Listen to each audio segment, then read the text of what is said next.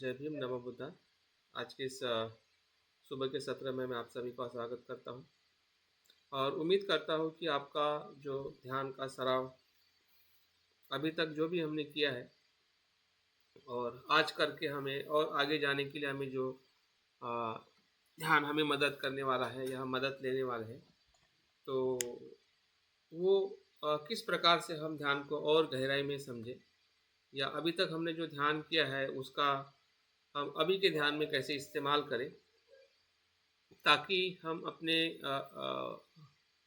मार्ग पे या हमारे उद्देश्य की तरफ हम और अच्छी तरह से आगे जा सकते हैं। हमें पता है कि हमारा मन अलग अलग विषयों में, अलग अलग घटनाओं में बह जाता है या भटक जाता है। जैसे कि अभी हम ध्यान करने वाले हैं या अभी हम ध्यान के लिए तैयार हो रहे हैं, तो ऐसी बहुत सारी स्मृतियाँ मन में आती है, ऐसे बहुत सारे विचार आते हैं। वो कुछ भूतकाल के होते हैं, कुछ वर्तमान के होते हैं, कुछ भविष्य के होते हैं, और हम अपने मन को समझ नहीं पाते हैं कि सही में मुझे अभी क्या करना है। या हमारी जो भूतकाल की जो स्मृतियाँ हैं, जो हमने कर्म किए हैं या जो हमने अभ्यास किया है, तो कर्म को हमने अपने वर्तमान के स्मृति में आने वाले जो कुछ भी घटना है उसके आधार पर हम अपने कर्म को पहचान सकते हैं। हमने कल क्या किया था जिसके कारण आज मुझे अच्छा या बुरा अनुभव हो रहा है, या मेरा मन सुखी है या दुखी है। उससे हम अपनी जो कुशल, अगर हमें सुख महसूस हो रहा है, जैसे कि आज हम ध्यान करने वाले हैं अभी, तो आपने कल भी ध्यान किया होगा या परसों भी ध्यान किया होगा। अगर उसकी स्मृति आपको आ रही है कि मैंने कल ध्यान किया था, अच्छा हुआ था, अच्छा नहीं हुआ था, या मैं कितने सालों से ध्यान कर रहा हूँ, तो उस स्मृतियों को हमने बटोरना चाहिए। उसमें से हमने कुछ सीखना चाहिए कि मैं आज इसलिए ध्यान कर रहा हूँ क्योंकि कल भी मैंने ध्यान किया था, और आज मैं ध्यान करके कल भी ध्यान करूँगा। मतलब कुशल कर्म की जो सततता जो है, वो हमें विश्वास को निर्माण करती है, हमारी प्रज्ञा को निर्माण करती है। ऐसा नहीं है कि अभी हम काम कर रहे हैं, ध्यान कर रहे हैं वर्तमान में, तो उतना ही हमारे पास में बल है, बल्कि वो भूतकाल के कर्म से भी हमारे साथ में मन का बल आता है। और इसी भूतकाल और वर्तमान के साथ में भविष्य में भी हम अच्छे हो सकते हैं, हमारा ध्यान बेहतरीन हो सकता है, हमारा मन अच्छा हो सकता है, या हम बुद्धत्व को प्राप्त कर सकते हैं। उस पर हमें विश्वास आने लगता है। कभी कभी क्या होता है कि हम अपने अनुभव को सिर्फ अभी के समय में ही देखते हैं, और भूतकाल से आए हुए जो हमारे मन का जो प्रवाह है, अ, उसको हम उसको हम पहचानते नहीं हैं। हुँ? मतलब हमारी कर्म की जो श्रृंखला जो है, कि आज हम अगर ध्यान की तरफ बढ़ रहे हैं, तो कल भी मैंने ध्यान किया था और मुझे कल भी ध्यान करना है। हाँ? और ये ध्यान मुझे और गहराई में कर लेके जाना है। जैसे मैंने कल अनुभव लिया था, जैसे भी मुझे अनुभव आया होगा या फिर मेरा मन लगा होगा, नहीं लगा होगा, तो उसकी स्मृति आज भी हमारे ध्यान के समय में हमारे सामने आ जाती है। यार, कल मेरा अच्छा ध्यान हुआ था, तो क्या मेरा आज अभी अच्छा ध्यान होगा या नहीं होगा? या मेरा कल अच्छा ध्यान नहीं हुआ था, तो क्या मेरा अभी भी ऐसा ही ध्यान होगा? तो दोनों प्रकार की स्मृतियाँ हमें अ, अ, कुछ संकेत देती है, कुछ बताना चाहती है, लेकिन उसमें हम फंस जाते हैं। इसलिए फंस जाते हैं कि अगर आपको कल अच्छा अनुभव आया होगा, तो आपको अभी ऐसा लगता है कि वो मुझे वैसा ही अनुभव आना चाहिए। इसमें फंस जाते हैं। वैसा ही अनुभव हमें आना चाहिए, ऐसा नहीं सोचना है।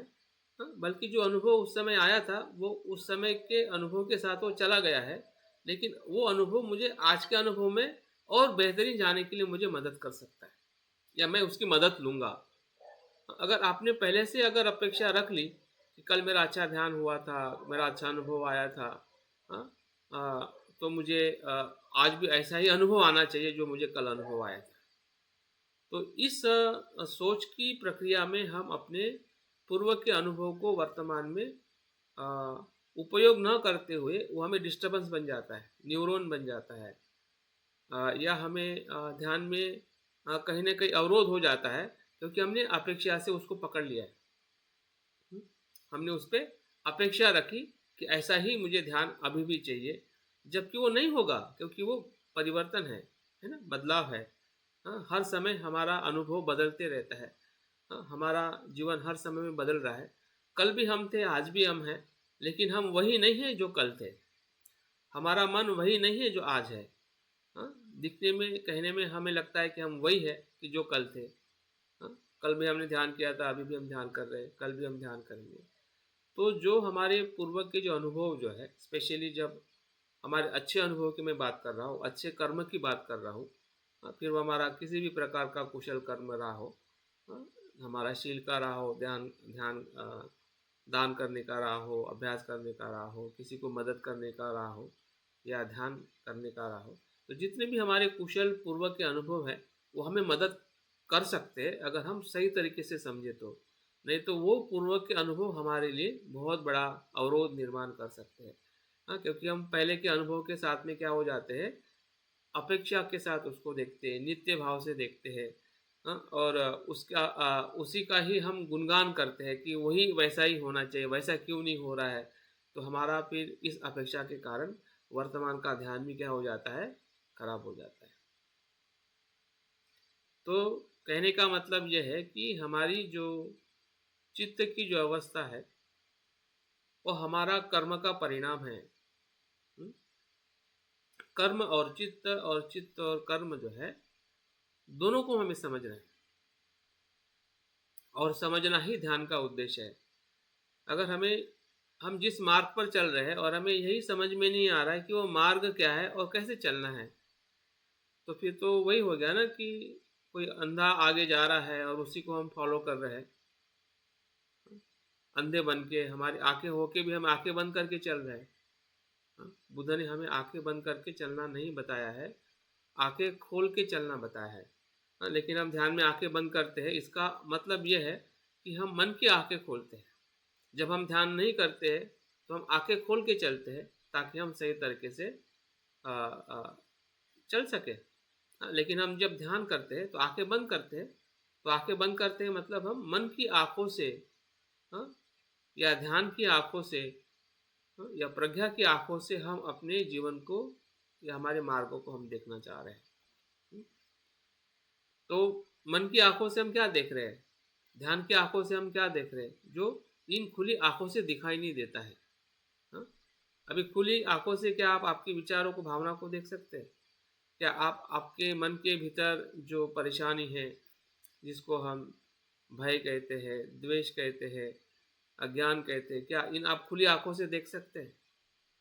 नहीं देख पाओगे, समझ में नहीं आएगा। हाँ, कि वो क्या है और कहाँ से वो आ रहा है। लेकिन जैसे ही हम आंखें बंद करते हैं और अपने मन के भीतर ध्यान के मार्ग से उसको देखने का प्रयास करते हैं, तो बहुत कुछ चीज़ें हमें समझ में आती है। हाँ? और उसको समझना ही ध्यान का सबसे पहला परिणाम है या लाभ है, कि अगर हम हमारे कर्म को और चित्त की अवस्था को अगर हम थोड़ा थोड़ा समझे, हाँ, कि अभी मैं जो कर्म कर रहा हूँ, वो मेरे पूर्व कर्म के साथ में जुड़ा हुआ है। हाँ, क्योंकि मैंने कल भी ऐसा ही कर्म किया था। हाँ, कुशल कर्म किया था, और कुशल कर्म मैंने, हाँ, धीरे धीरे मैं बढ़ा रहा हूँ। क्या कर रहा हूँ मैं? कुशल कर्म का मैं संग्रह कर रहा हूँ। बुद्ध कहते हैं कि कुशल कर्म, हाँ, जैसे कि पानी का हम घड़ा भरते हैं, तो थोड़े थोड़े पानी से भरता है। तो थोड़े थोड़े पानी से वो घड़ा भर रहा है, वो हमें पता चलना चाहिए, तब हमारा विश्वास और बढ़ेगा। हाँ, लेकिन हम घड़ा भर ही रहे, हमें पता ही नहीं चल रहा है कि वो घड़ा फूटा हुआ है या पानी बह रहा है, या सही में घड़े में पानी आ रहा है या नहीं आ रहा है। हाँ, अगर हमें पता नहीं चलेगा, तो इसका मतलब यह है कि ध्यान का जो हमें लाभ लेना चाहिए, हमारे स्वास्थ्य के लिए, हमारे रोज के मन को अच्छा रखने के लिए, जिसमें कम से कम लोभ हो, कम से कम भय हो, कम से कम द्वेष हो, अगर ये इस चीज़ों का, इस प्रमाण का अगर हमें अनुभव ना हो या नहीं हो रहा है, तो इसका मतलब यह है कि कहीं ना कहीं हमारा ध्यान का अभ्यास जो है, वो हम पे असर करने वाला नहीं हो रहा है। अभ्यास तो हो रहा है, जैसे कोई विद्यार्थी अभ्यास करता है और उसको याद नहीं रहता है या याद नहीं कर पाता है, या वो लिख नहीं पाता है, बोल नहीं पाता है, समझ नहीं पाता है, तो वो अभ्यास उस विद्यार्थी के लिए कुछ भी लाभदायी नहीं है। तो हम भी विद्यार्थी है, हम बुद्ध के उपासक है या बुद्ध के हम शिष्य है। तो एक विद्यार्थी के नाते हमने अपने जो हम ध्यान का एक ऐसा कर्म कर रहे हैं कि वो बुद्ध की तरफ ले जाने वाला प्रत्यक्ष मार्ग है। हाँ? भंते संरक्षित जी ने धम्म जीवन में 2 प्रकार के मार्ग बताए हैं। एक अप्रत्यक्ष मार्ग है जिसमें हमारे पास में बहुत सारे ऑप्शंस है, जिसमें आप शील का पालन कर सकते हैं, दान का पालन कर सकते हैं, अभ्यास कर सकते हैं, किसी को मिलना, निसर्ग को देखना, ये सब, या कुशल कर्म करना, ये सभी अप्रत्यक्ष मार्ग है। मतलब उस आचरण के लिए आपको किसी न किसी बाह्य विषय की ज़रूरत पड़ती है। जैसे कि अभ्यास करना है तो आपको किताब की ज़रूरत है, किसी से संपर्क करना है तो इंसान की ज़रूरत है, कुछ घूमना है तो जगह की ज़रूरत है, हाँ, किसी को अगर दान देना है तो आपके पास में वस्तु भोजन की ज़रूरत है। तो ये जब तक आपके पास में नहीं रहेगा तब तक आप औरों को मदद नहीं कर सकते हैं। इसलिए उसको अप्रत्यक्ष मार्ग कहते हैं कि किसी दूसरे वस्तु, व्यक्ति और परिस्थिति के आधार पर जब आप कुशल कर्म करते हैं, हाँ, उस प्रकार के कर्म जो हम रोज के जीवन में करते हैं, जिससे हमारा कुशल कर्म या हमारा मन और सुखी और आनंदित होता है। लेकिन और एक मार्ग है जिसमें डायरेक्ट मार्ग कहा जाता है, उसमें एक ही माध्यम है, वो ध्यान। ध्यान के लिए दूसरा कोई ऑप्शन नहीं है। हाँ? अगर हमें डायरेक्ट किसी चीज़ का अनुभव लेना है कि मैं सुखी हूँ तो सुख और सुख का कारण क्या है, अगर मैं दुखी हूँ तो दुख और दुख का कारण क्या है, अगर मुझ में द्वेष है तो द्वेष क्या है, कितना है, क्यों है, हाँ? अगर मुझ में डर है या मुझ में बुराई है, हाँ, मैं दुखी हूँ, तो वो क्या है और कैसे मुझे उसको देखना है। तो उसको अगर आपको स्वयं आपके मन से उसको जानना चाहते हैं, हाँ, आप खुद उसका अनुभव लेते हैं, प्रत्यक्ष रूप में आप अपने मन को, मन की अवस्था को, अपने कर्मों को आप देख पाते हैं, तो वो सिर्फ ध्यान से ही संभव है। तो इसलिए भंते संरक्षित जी ने हमें दोनों मार्ग का इस्तेमाल करना बताया है। एक तरफ हमें अभ्यास करने के लिए भी बताया है, कल्याण मित्रता के मार्गों को भी बताया कि उसमें भी आप आपकी कुशल कर्म करके आप आपके कुशल कार्य को आप विकसित कर सकते हैं। और साथ साथ में हमारे भीतर जो देखने का जो अनुभव है, जिसको हम प्रत्यक्ष मार्ग के रूप में ध्यान कहते हैं, तो ध्यान का भी हमने आचरण करना है। ध्यान का आचरण जो बाह्य दूसरे आचरण के साथ उसको हमें संतुलित करना है, हाँ? और उस संतुलन में हमें अपने ध्यान को और गहराई में ले जाना है। संतुलन का मतलब ये नहीं है कि 2 घंटा या 1 घंटा अभ्यास करना और 1 घंटा ध्यान कर लेना, मतलब संतुलन। संतुलन मतलब कुछ आपको समझ में आना चाहिए कि ध्यान करने से आपको आपकी मन की अवस्था को आप समझ रहे हैं क्या, आप आपके कर्मों को समझ रहे हैं क्या। अगर आप अभ्यास कर रहे हैं तो अभ्यास हमें ध्यान में कितना मदद कर रहा है कि सिर्फ शब्द ही हमें समझ में आ रहे हैं। अगर हमने ध्यान का अभ्यास किया है कि ध्यान में 5 निवरण आते हैं, 5 प्रकार के अनुभव होते हैं, तो उस शब्द के साथ हम अपने ध्यान को किस प्रकार से देख पा रहे हैं। हमारा कल के ध्यान का अनुभव अगर अच्छा रहा है तो आज के ध्यान में उसका हम कैसा इस्तेमाल कर रहे हैं, एक बंधन के रूप में इस्तेमाल कर रहे हैं या एक प्रेरणा के रूप में इस्तेमाल कर रहे हैं। तो बंधन के रूप में इस्तेमाल करो कि कल मेरा जो अनुभव आया था ऐसे ही आज भी आना चाहिए, क्यों नहीं आ रहा है। अगर उसके भाव में अगर भटक जाएंगे तो वो न्यूरन बन जाएगा, हमारा कुशल कर्म हमारा वर्तमान का न्यूरन बन जाएगा। अगर उससे आप प्रेरणा लोगे कि हाँ मैंने कल अच्छा किया था, आज मैं फिर से अच्छा करूँगा, वैसा ही अनुभव आना कोई ज़रूरी नहीं है, हाँ, उसकी मेरी अपेक्षा नहीं है। जो भी अनुभव आएगा उस आज के अनुभव के साथ में मैं अपने ध्यान को आगे लेके जाऊँगा। फिर देखिए आपका कुशल कर्म आपके वर्तमान कर्म को और ज़्यादा प्रभावित करेगा और ज़्यादा आपको लाभ देगा, हाँ, और अगर हमने कुछ अभ्यास भी किया है तो उस अभ्यास में आए हुए जो कुछ भी स्पष्टता है, उस स्पष्टता का अगर हम ध्यान में उपयोग करते हैं कि 5 न्यूरॉन सही में मुझे समझ में आ रहे हैं, तो मैं उस पे कैसे कार्य कर रहा हूँ ध्यान के भीतर, और साथ-साथ में ध्यान के बाहर भी मैं 5 न्यूरॉनों पे कैसे काम करूँ। अगर ये दोनों संतुलन रहेगा अंदर और बाहर का, जो दोनों जगह पे हमें मार्ग बताए गए हैं, अंदर में हमें ध्यान से काम करना है, ध्यान करके, और बाहर जो काम करना है हमारे कर्म से काम करना है, काया वाचा से, या हमारे अभ्यास है, हमारी कल्याण मित्रता है, हमारी जो कुछ भी बाह्य हमारी कृति है, ताकि बाह्य कृति और ध्यान के अंदर की कृति, बाहर का मन और ध्यान के भीतर का मन, हाँ, यही मध्यम मार्ग की तरफ ले जाने के लिए हमें मदद करेगा। दोनों का संतुलन मतलब एक प्रकार से हम कह सकते हैं कि हमारा खुद का सुख और हमारे समाज में जो लोग हैं जिससे हम संपर्क करते हैं या जिसके साथ हम जुड़े हुए हैं, या हमारा परिवार का सुख, वो हमें संतुलित रखना है। मतलब हम भी सुखी हो, औरों को भी सुखी करे, औरों भी को भी सुखी करे, स्वयं भी सुखी हो। तो ये जो अंदर और बाहर का जो सुख जो है, हाँ, जिसको हम सांसारिक हमारे व्यवहार है, हमारे कुशल कर्म है, और साथ में भीतर के जो हमारे कर्म हो, हमारा मन है, हाँ, जो ध्यान के माध्यम से हम हमें अभी अधिक सखोल और सकोल देखने के लिए हमें ध्यान मदद करता है। तो इस प्रकार से जब हम अपना ध्यान का अभ्यास करते हैं, तो मुझे लगता है कि हम बहुत ही कम समय में या अभी तक जो भी हमने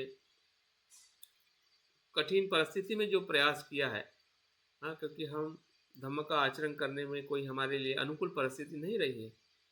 हम बहुत संघर्ष से, बहुत अपने समय का सदुपयोग करके, हाँ, हमारे मन को बदल के, हमारी जो परिस्थितियाँ हैं, जो हमें सामाजिक आर्थिक ऐसी विपरीत परिस्थितियाँ रही है, उस परिस्थिति को हमें संघर्ष करके हम इस ध्यान मार्ग में या आध्यात्मिक जीवन में आए हैं। ये बहुत बड़ा हमारा पुण्य कर्म है। हमने अपने आप का थैंक्स करना चाहिए, हमें अपने आप का पुण्यानुमोदन करना चाहिए कि भई मैं जो इस मार्ग पे, इस संघ में आया हूँ, ये मेरे लिए कितनी बड़ी उपलब्धि है। हम देखते हैं कि हमारे आस-पास के मित्र हैं, रिश्तेदार हैं, समाज के लोग हैं, हाँ, उसी समाज में है, उसी धर्म में है, लेकिन वो इस प्रकार के आचरण नहीं कर रहे। इस प्रकार के संगति में, इस प्रकार के संघ में वो नहीं आ पा रहे हैं।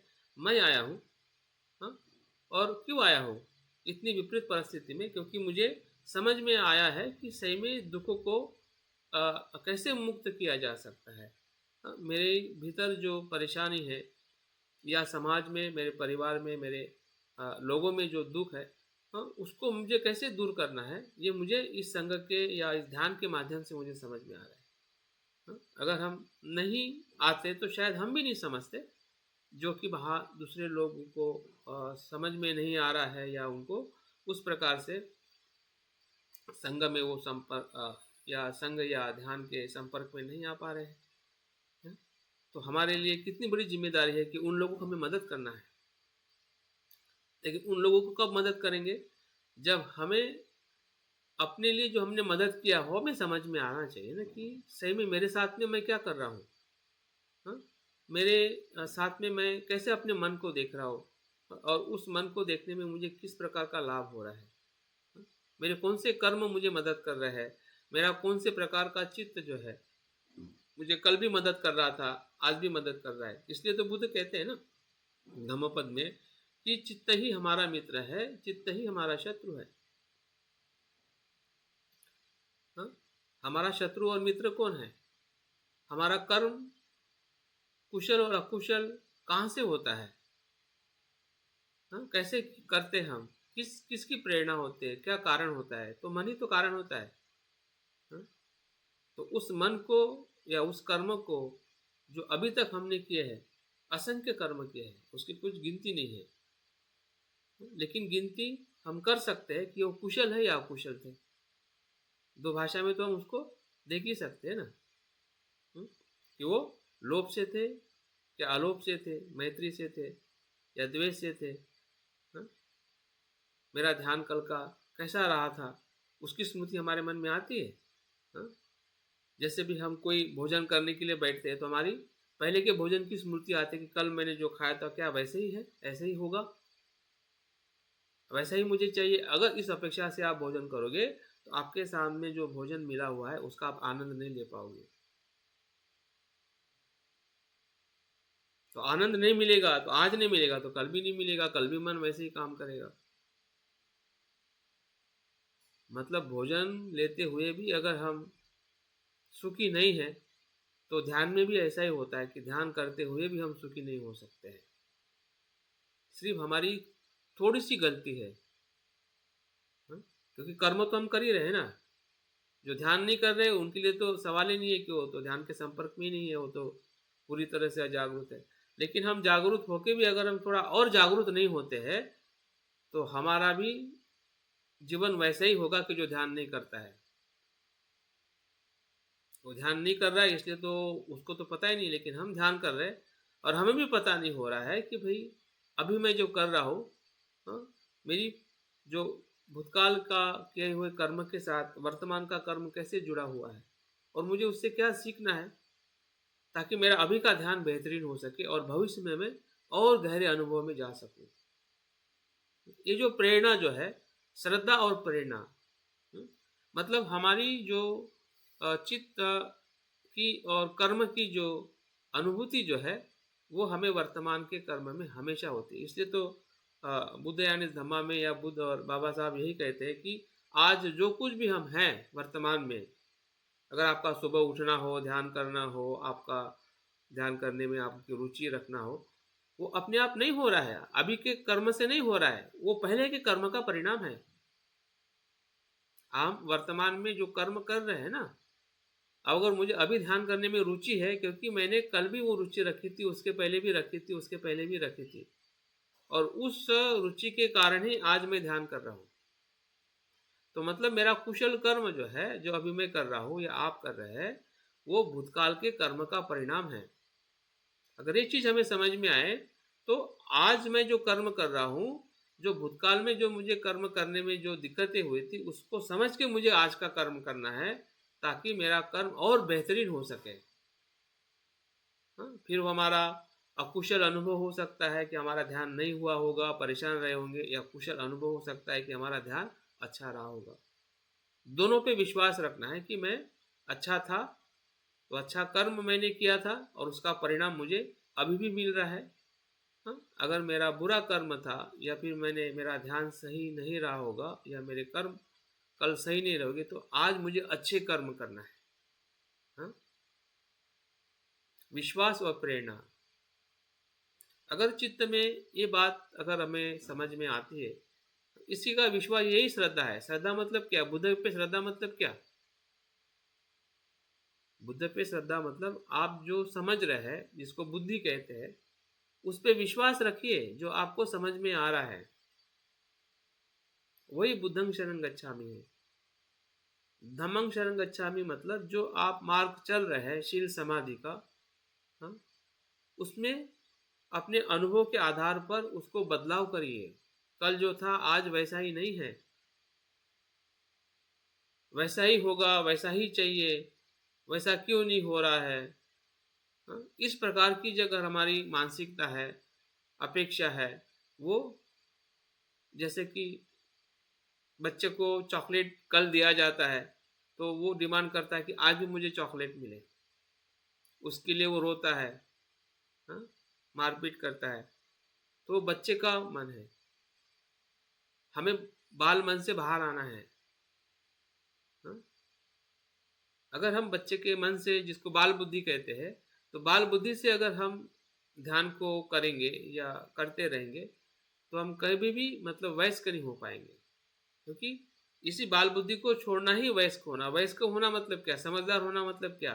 कि हमारी नासमझ हमें समझ में आनी चाहिए। जब जब हमें नासमझी समझ में आएगी, हमारे कर्म को देखनी समझी। समझदारी मतलब क्या? कि हम कर्मों को कैसे देख रहे हैं, नित्य भाव में देख रहे हैं या बदलते के भाव में देख रहे हैं, डर से देख रहे हैं कि निर्भयता से देख रहे, हम दोनों को स्वीकार कर रहे कि भाई मेरा कल ध्यान अच्छा नहीं था, आज मैं अच्छा करूँगा। कल मेरा ध्यान अच्छा था, उससे थोड़ा और बेहतरीन करने का प्रयास करूँगा, वैसे ही नहीं जैसे कल मुझे ध्यान में अनुभव हुआ था। वो समझदारी है। कुशल से भी हमें समझदारी लेनी है और अकुशल से भी लेनी है। ऐसा नहीं कि अकुशल को सोचना ही नहीं है, उसको ध्यान में नहीं लेना है, वो तो भागना हो गया, वो तो डरना हो गया।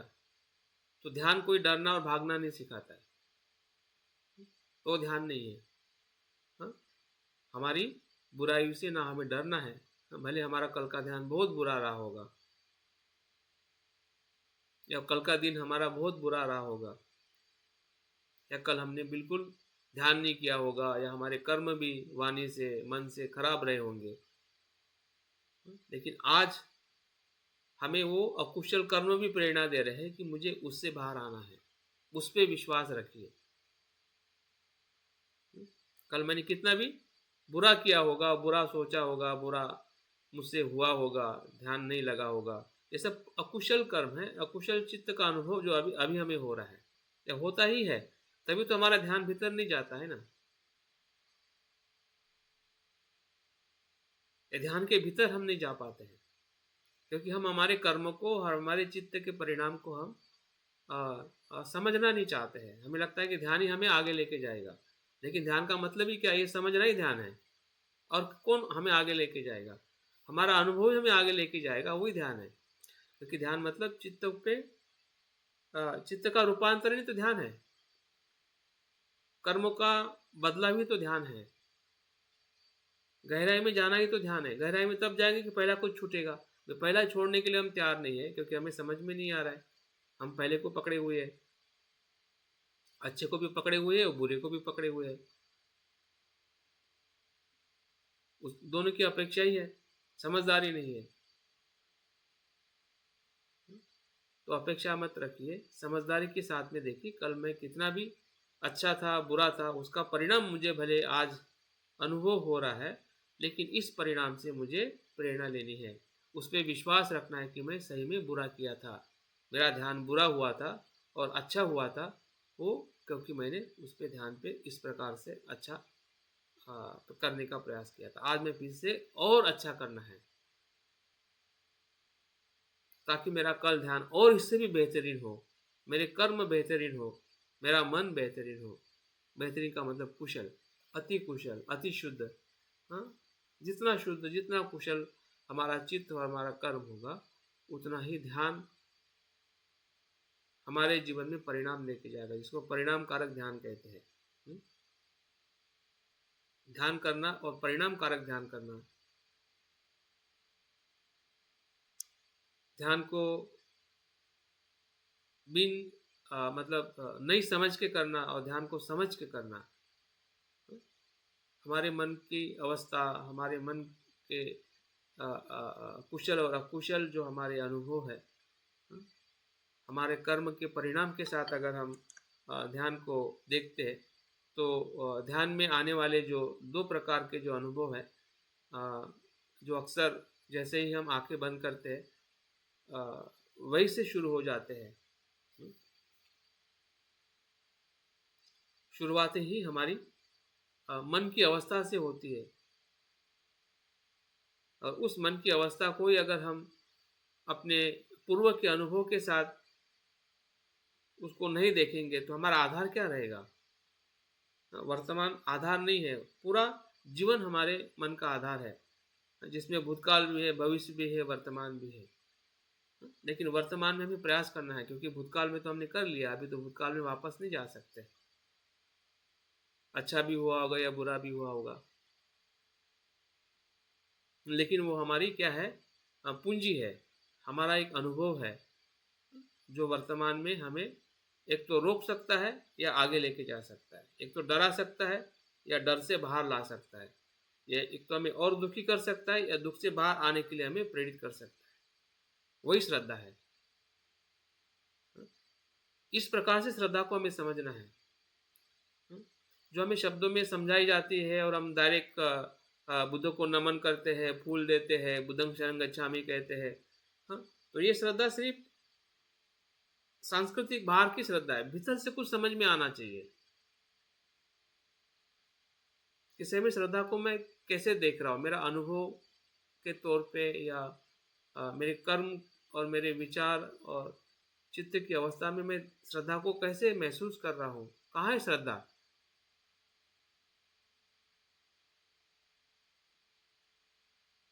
तो ये श्रद्धा है। बुद्ध के पास ये श्रद्धा थी, समझदारी की श्रद्धा थी। और समझदारी का मतलब है अपने जीवन के अनुभव को, हाँ, सुख का अनुभव हो, दुख का अनुभव हो, कुशल हो अकुशल हो, भय का हो, चिंता का हो, जितने भी जो कुछ भी अनुभव हम दो कैटेगरी में अगर देखते हैं कि कुशल और अकुशल, दुखदायी और सुखदायी, वो दोनों अनुभव को, दोनों प्रकार के कर्म को, दोनों प्रकार के चित्त को हमें समझते हुए हमें अपनी आ, आ, प्रज्ञा को बढ़ाते हुए ध्यान को बढ़ाना है। मतलब प्रज्ञा और ध्यान साथ में चलता है। प्रज्ञा हमें मतलब पूरी तरह से पता नहीं है, जितने भी पता है उसके आधार पर हम ध्यान को और गहराई में लेके जा सकते हैं, और जैसे ध्यान गहराई में जाएगा तो प्रज्ञा भी और बढ़ जाएगी। हम्म?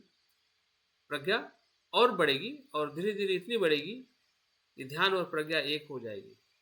फिर ध्यान ही प्रज्ञा रहेगी और प्रज्ञा ही ध्यान रहेगा। फिर बुद्ध को ध्यान करने की जरूरत नहीं होती है, उनका हर पल ध्यानमय होता है, जिसको सत्य का अनुभव कहते हैं। एक बार सत्य का अनुभव हो जाए फिर ध्यान हमें ऐसा 5 मिनट 10 मिनट 1 घंटा सुबह दोपहर में करने की जरूरत नहीं होती है, वो ध्यान अपने आप होने लगता है।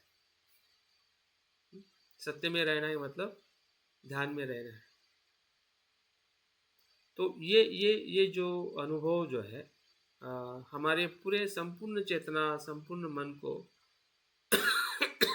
हमें अपने ध्यान की प्रक्रिया में समझना है, क्योंकि मन संपूर्ण चेतना का अनुभव दिलाता है। जैसे आप ध्यान में वर्तमान में जाते हैं तो भूतकाल भी दिखता है, वर्तमान भी दिखता है और भविष्य भी दिखता है। और वही से मन हमारा कुछ कुशल में जाता है, कुछ अकुशल में जाता है, और धीरे धीरे हम अपने मन को वर्तमान में कुशलता में ले आने के लिए हम प्रयास करते हैं। ये ध्यान है, मन का अभ्यास या मन का व्यायाम ही ध्यान है। हमारे कर्म को समझना ही मन का ध्यान है। हम ध्यान में करते क्या है? मन का कर्म करते हैं, मन को व्यायाम करने का कर्म करते हैं, मन को प्रशिक्षित करने का कर्म करते हैं। और मन को प्रशिक्षित करने के लिए हमें मन को या कर्म की जो प्रक्रिया है, कर्म के प्रकार है, कर्म का जो हेतु और परिणाम जो है, किस हेतु से हमने कौन सा कर्म किया है जिससे मुझे ये कुशल और अकुशल परिणाम मिला है, इसकी कहीं न कहीं हमारी जो अपनी स्वयं की अनुभूति जो हमने कल किया था या करते आ रहे हैं कितने समय से, हाँ, तो उसकी जो श्रृंखला जो है, उसकी सातत्यता जो है, वही वर्तमान में हमें प्रेरित कर रही है। आप देखिए कि जब भी हम अच्छा करने जाते हैं तो बुरा कुछ हमारे मन में आता है, क्योंकि हमारा हैबिट है बचपन से। बहुत लंबी एक प्रक्रिया है जिसके कारण वर्तमान के कर्म भी हमारे कुशल और अकुशल प्रक्रिया में हम अनुभव करते हैं। तो ध्यान हम इसी प्रकार से आज करने वाले हैं, जो हमने अभी मैं कुछ समझा पाया हो या आप समझ पा रहे हैं कि हमारे कर्म और चित्त ही हमारे ध्यान के भीतर एक प्रकार से हमें प्रेरित करते हैं। और उसी ही प्रेरणा और श्रद्धा को अपने भीतर देखते हुए जब हम अपने निवरणों को, मतलब एक कुशल अकुशल चित्त और कर्म का एक प्रकार का परिणाम है, उसको भी हम देखते हैं और स्वीकार करते हैं कि हाँ, मैंने कल मेरा ध्यान अच्छा नहीं हुआ था और उसका कुछ न कुछ ये कारण रहा होगा। जब उसको हम स्वीकार करते हैं, मतलब आप अपने आप पे विश्वास रख रहे हैं कि हमारा मन इस प्रकार से काम करता है और किया है, फिर हमें वो परेशान नहीं करेगा। लेकिन जब आप उसको देखते नहीं हैं, स्वीकार नहीं करते हैं, तो पूरे ध्यान में वही चीज़ आने लगती है। भय सताने लगता है कि आज भी ऐसा ही होगा क्या, आज भी ऐसा ही होगा क्या, आज भी ऐसा, और वैसे हो जाता है। आप डर रहे हैं तो फिर मन भी डराएगा ना। आप कल डरे थे, फिर आज भी डराएगा, आज भी ऐसे ही होगा।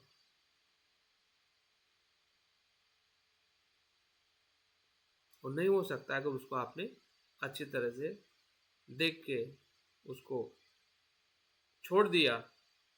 हाँ, कि भले वो कल कर रहा होगा, लेकिन अभी मैं जो प्रयास कर रहा हूँ उसमें अच्छा हो रहा हूँ, मुझे अभी अच्छा होना है।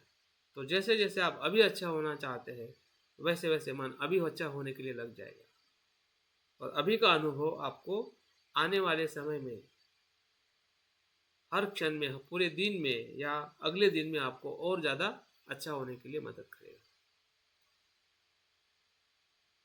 अगर नहीं समझेंगे तो फिर वो वही मन फिर से हमें परेशान करेगा, और हम परेशान होकर ध्यान करेंगे तो हमारा ध्यान तो हो जाएगा, लेकिन ध्यान के भीतर हम जा नहीं पाएंगे। ध्यान की जो भीतर का जो अनुभव है, भीतर के विचार, प्रीति, सुख, एकाग्रता, हाँ, शांति, हाँ, इन सभी भीतर की जो आने वाली जो अनुभूति जो है, हाँ, उस अनुभूति को हम ना देख पाएंगे, ना समझ पाएंगे, क्योंकि वो भूतकाल के परेशानी के साथ मन बह जाएगा।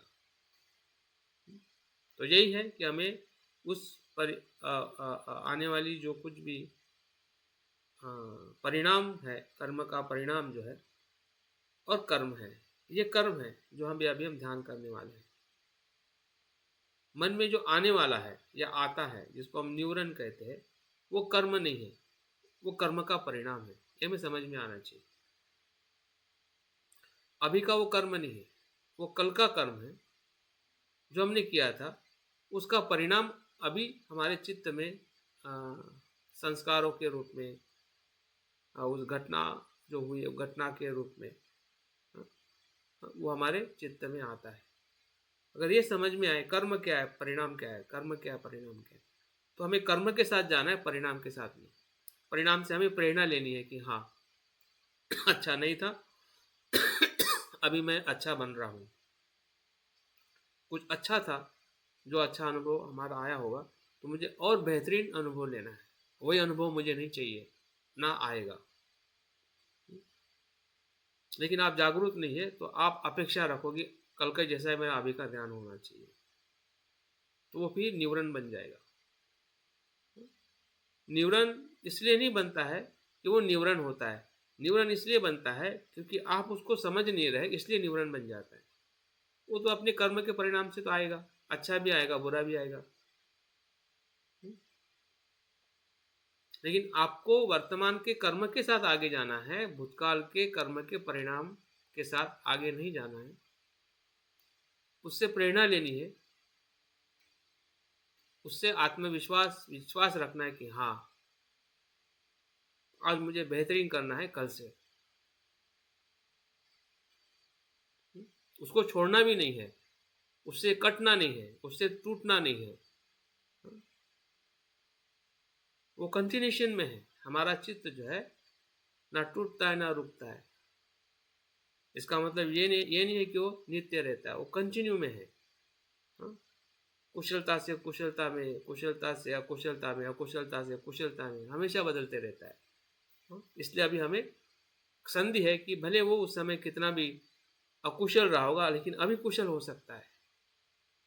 हाँ? उस समय कितना भी अच्छा रहा होगा, उससे और ज़्यादा अच्छा हो सकता है। दोनों संभावना है, दोनों चीज़ हो रही है। अगर हम ध्यान से देखें, वही ध्यान है। अगर हम ध्यान से नहीं देखें तो बस हमें तो लगेगा कि बस इतना ही है, इतना ही चाहिए मुझे, कल अच्छा हुआ था आज भी अच्छा हो जाए। हाँ, उतनी मर्यादा नहीं है मन की, उससे भी बेहतरीन होगा जो कल हुआ था।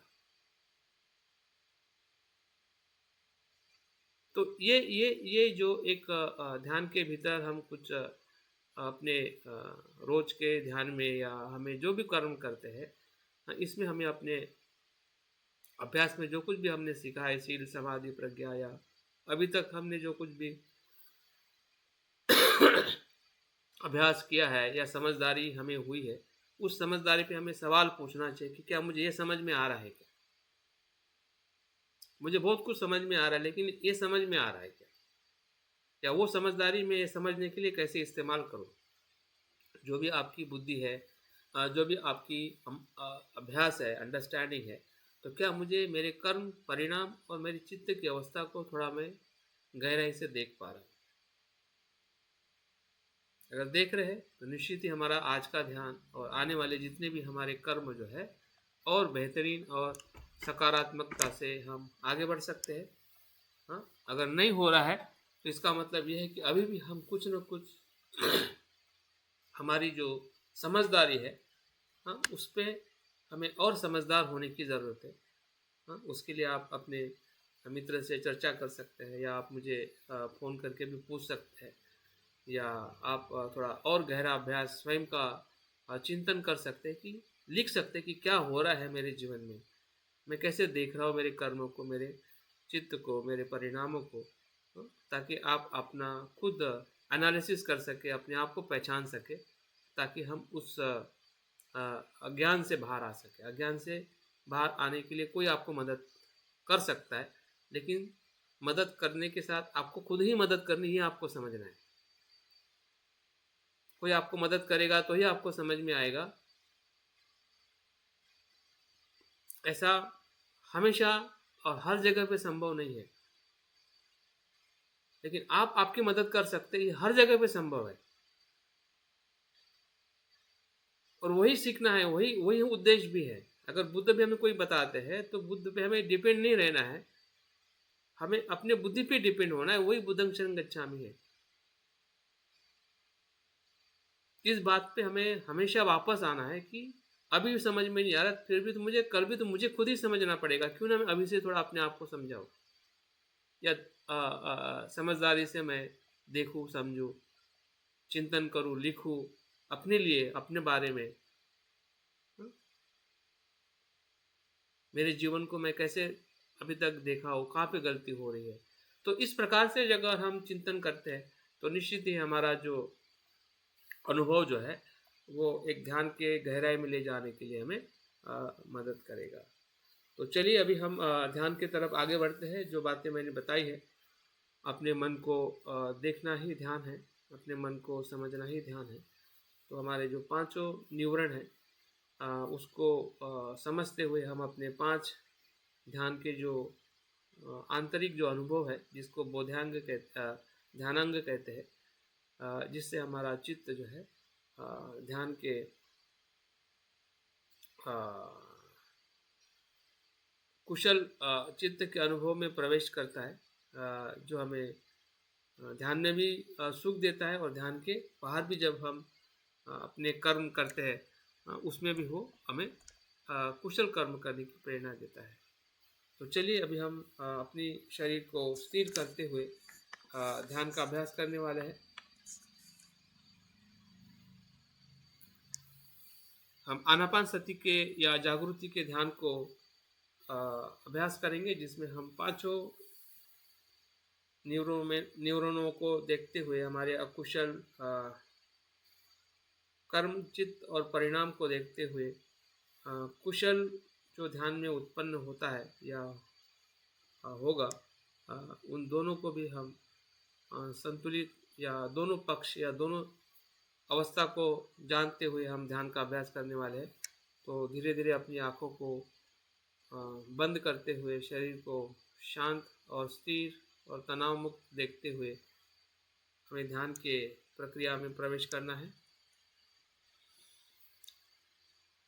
हमारा ध्यान हमारे शरीर को स्थिर और शांत, तनाव मुक्त करते हुए प्रारंभ होता है।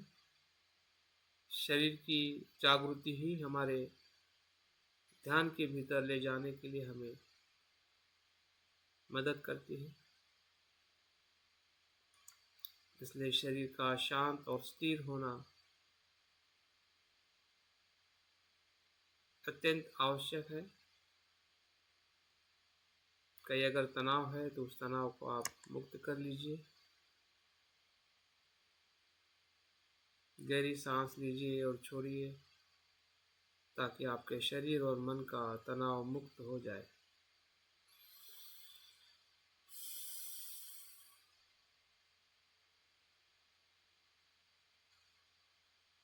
और धीरे धीरे अपने भीतर के मन के संपर्क में आइए।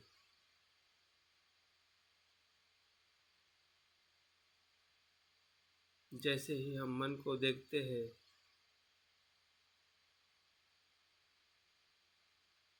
हमें तीन बातें दिखाई देती है। एक तो अंधकार, अंधेरा अंधेरा दिखाई देता है।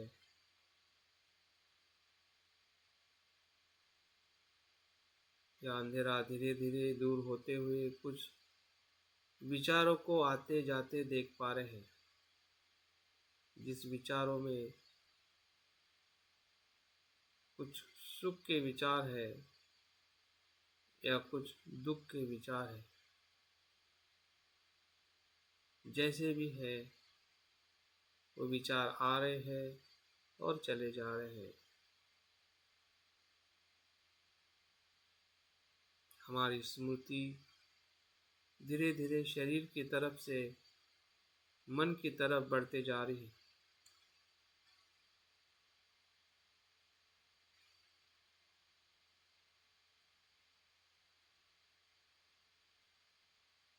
और एक तीसरी बात हमें दिखाई देती है। कुछ चित्र, कुछ इमेज, कुछ घटनाएं भी हमारे स्मृति पटल में मन के भीतर आ रही है, जा रही है। कुछ चित्र के रूप में, कुछ घटना के रूप में, कुछ विचारों के रूप में या कुछ अंधेरे के रूप में। ऐसा ही हमारा मन शुरुआत में हमें महसूस हो रहा है। इन तीनों बातों या तीनों अनुभवों में हम देख पा रहे हैं, या किसी एक या दो अनुभवों में, जैसा हमारा स्वभाव होगा, जैसा हमारा जीवन प्रक्रिया होती है, वैसे ही हमारे मन के अनुभव होने लगते हैं।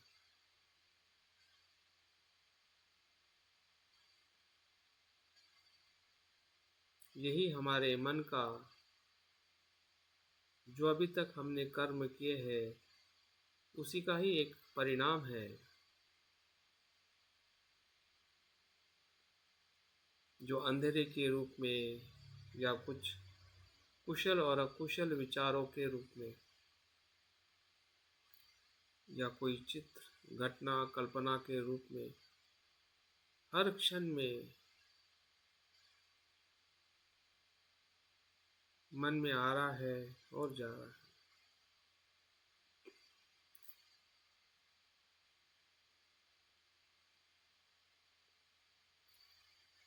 यही हमारा सांसारिक मन है जो अभी तक बना है, जिसको हम समझ पा रहे हैं।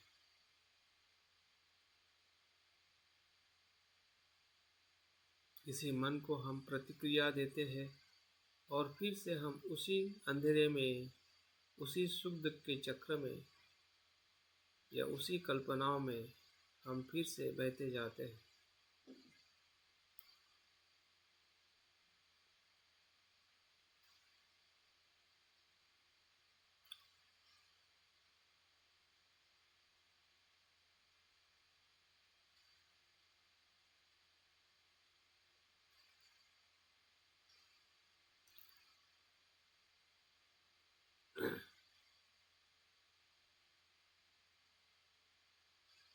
लेकिन इसी मन के भीतर ऐसा भी एक विचार है जो वर्तमान का कर्म, वर्तमान का संकल्प हमें प्रेरित कर रहा है, जिसमें हम ध्यान के लिए बैठे हैं। अपनी प्रगति, अपनी बैठक, अपने समय और संकल्प का निर्धार करके, यही वर्तमान का कर्म है, जिस कर्म के साथ हमें मन के भीतर, ध्यान के भीतर प्रवेश करना है। जागृति का सराव करना है।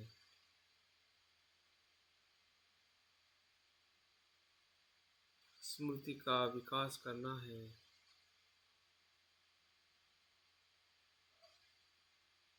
यही वर्तमान का कर्म है। यही वर्तमान का मन है। बाकी जो कुछ भी मन में हमें अनुभव हो रहा है वो सभी भूतकाल के किए हुए कर्मों का परिणाम मात्र है।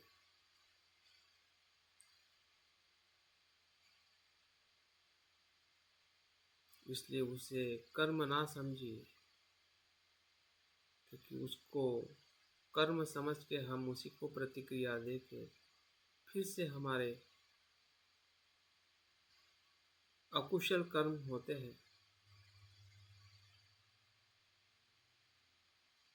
जबकि हम कुशल कर्म करने के लिए वर्तमान में संकल्प किए हैं। हमारा शरीर, हमारी बैठक, हमारी इच्छा, संकल्प ध्यान करने का है, जागरूक होने का है।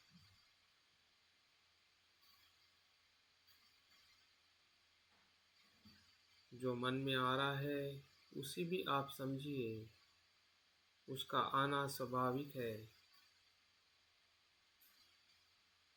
उससे ना घबराइए, ना भागिए।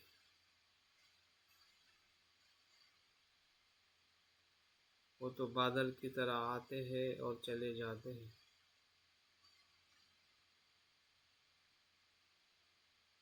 आपके ध्यान के संकल्प के साथ आगे बढ़िए।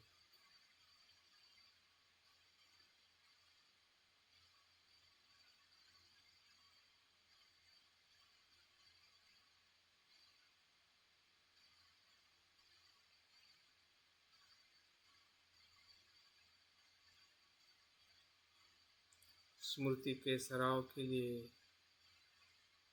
बुद्ध ने हमें बहुत ही सुंदर, नैसर्गिक और सरल और शुद्ध ऐसा विषय हमें दिया है, जिस विषय को आना पाना कहते हैं।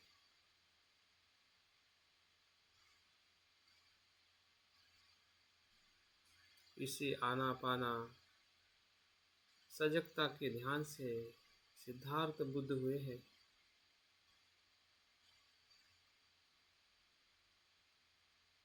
और बुद्ध कहते हैं कि हर मनुष्य जो बुद्ध होता है वो इसी ध्यान से संभव है।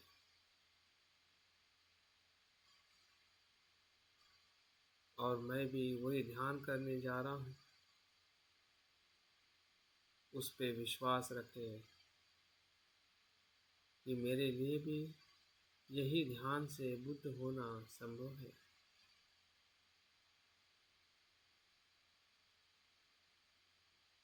भले समय कितना लगे,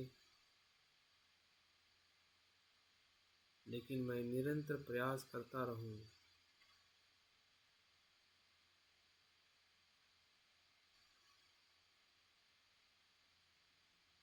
बुद्ध भी अपने पूर्व जन्म में अनंत कल्पों तक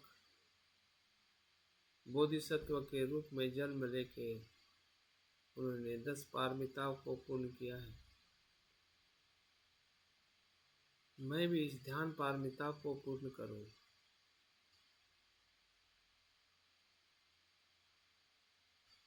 इसके पूर्व के जन्म में भी मैंने ऐसा ही कुछ कर्म किया होगा,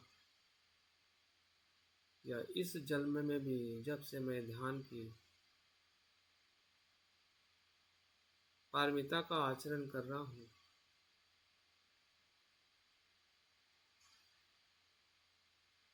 वो मेरा प्रत्यक्ष प्रमाण है। जो मैंने अभी तक ध्यान किया है और मुझे जो भी कुशल और अकुशल अनुभव आए हैं, वही मेरी ध्यान की प्रेरणा है। मुझे अपने ध्यान पर विश्वास है। जो मैंने किया था और अभी कर रहा हूँ और भविष्य में भी अनंत समय तक करता रहूँगा, क्योंकि इसके सिवा दूसरा कोई मार्ग नहीं है दुख से मुक्त होने का। फिर वो दुख मेरा हो या संसार के किसी भी जीव मात्रा का।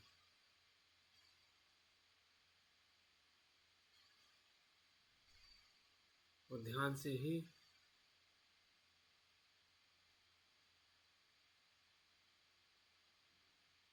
और प्रज्ञा से ही वो मुक्त हो सकता है।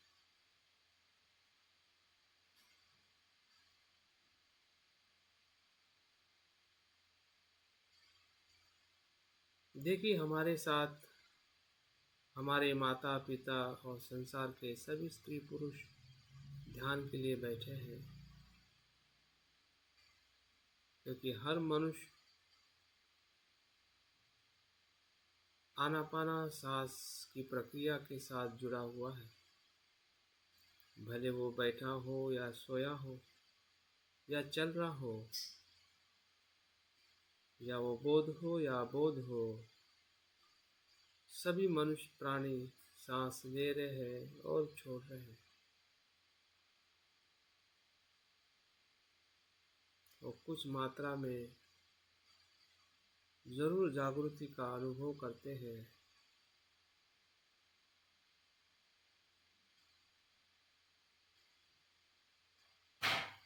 तभी तो वो जीवित है।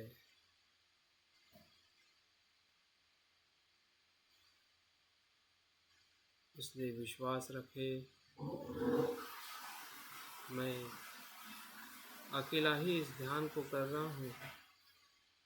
ऐसा नहीं, संसार के सभी मनुष्य प्राणी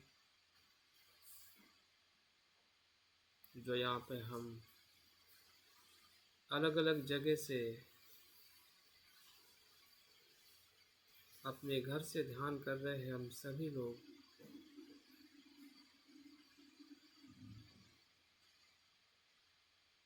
इस प्रक्रिया में ध्यान कर रहे हैं। सांस का आना और उसको वैसे ही देखना और जानना। सांस भीतर आ रहा है, बुद्ध कहते हैं उसे वैसे ही देखें और जो देखा है वही जाने। इससे अपने आप हमारा मन शांत होने लगता है।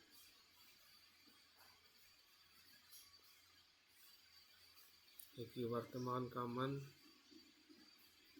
जो देखता है वही जानता है, और जो जानता है वही देखता है।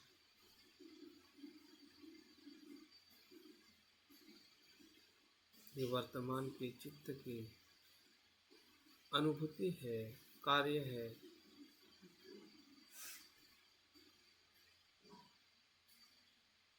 यही स्मृति की अनुभूति है। सांस को वैसे ही देखे जैसे वो आ रहा है तो आते हुए देखिए, वो जा रहा है तो जाते हुए। आना, मैं जान रहा हूँ सांस भीतर आ रहा है।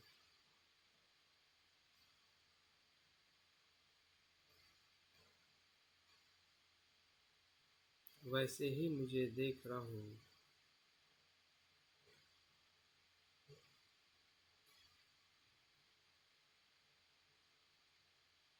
अपना सांस बाहर जा रहा है, उसे वैसे ही मैं देख रहा हूँ। कोई दूसरा विचार नहीं है। अगर दूसरा विचार आता भी है तो वो वर्तमान का विचार नहीं है। जानिए कि वो भूतकाल के कर्म का परिणाम मात्र है।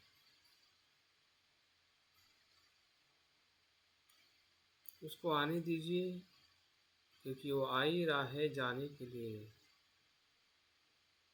इसलिए उससे ना लड़िए, ना उससे भागिए, ना अपने चित्त को बेचैन करिए।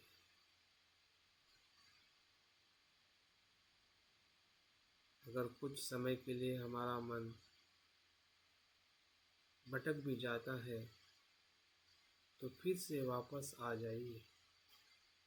श्वास वहीं पर है, अपनी प्रक्रिया में। फिर से उस प्रक्रिया से जुड़ जाइए। यही ध्यान का सराव है। आना पाना सती, क्षण प्रतिक्षण आने जाने वाले सांस को वैसे ही देखे जैसे वो आ रहा है और जा रहा है। जैसे आप देख रहे हैं वैसे ही समझिए। देखना, समझना, समझना और देखना, यही स्मृति और प्रज्ञा का अनुभव है।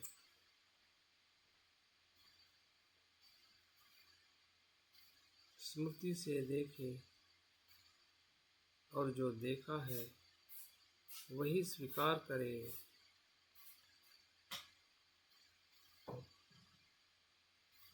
उसी का बोध करें।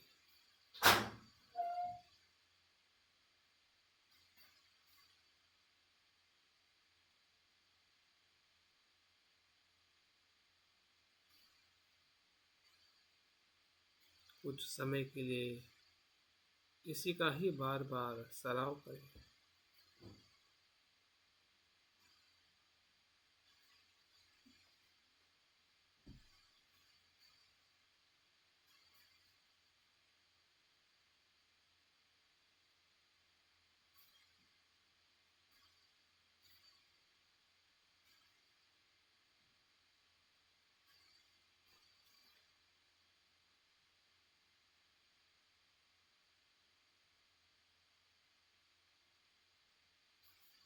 इससे हमारे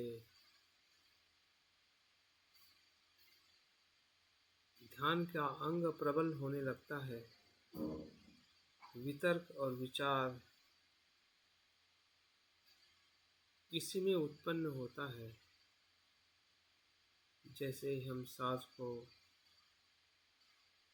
बार बार देखते हैं, जानते हैं, देखते हैं, जानते हैं, तो हमारे मन के भीतर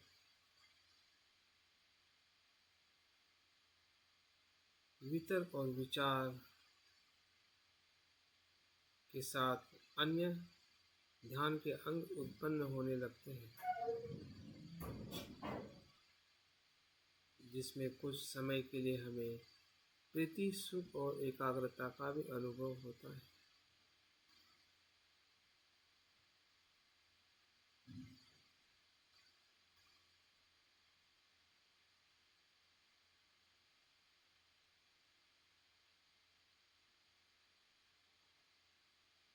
हमें आनंद होने लगता है।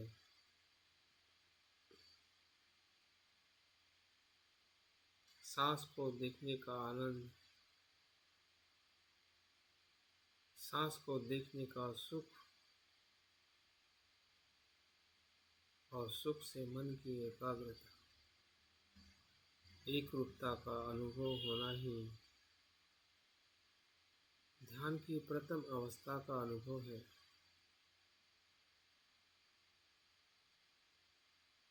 क्योंकि मन का भटकाव जिन कर्मों के साथ हम बह जाते थे, उस भटकाव से हम मुक्त हो गए। क्योंकि हमने जान लिया उस विचारों के साथ हमें नहीं बहना है। भले वो कितने भी अच्छे हो या कितने भी बुरे, मुझे अपने वर्तमान विषय के साथ रहना है। यही मेरा कर्म है जो मैं वर्तमान में कर रहा हूँ, जो मुझे वर्तमान में भी प्रीति और सुख का अनुभव दे रहा है, और यही कर्म मुझे भविष्य में भी उसका कुशल परिणाम देगा।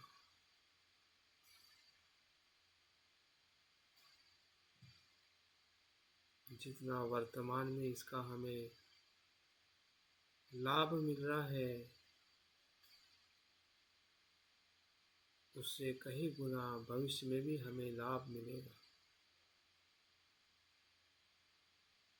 ये अनंत पुण्य कर्म है जो हम वर्तमान में कर रहे हैं।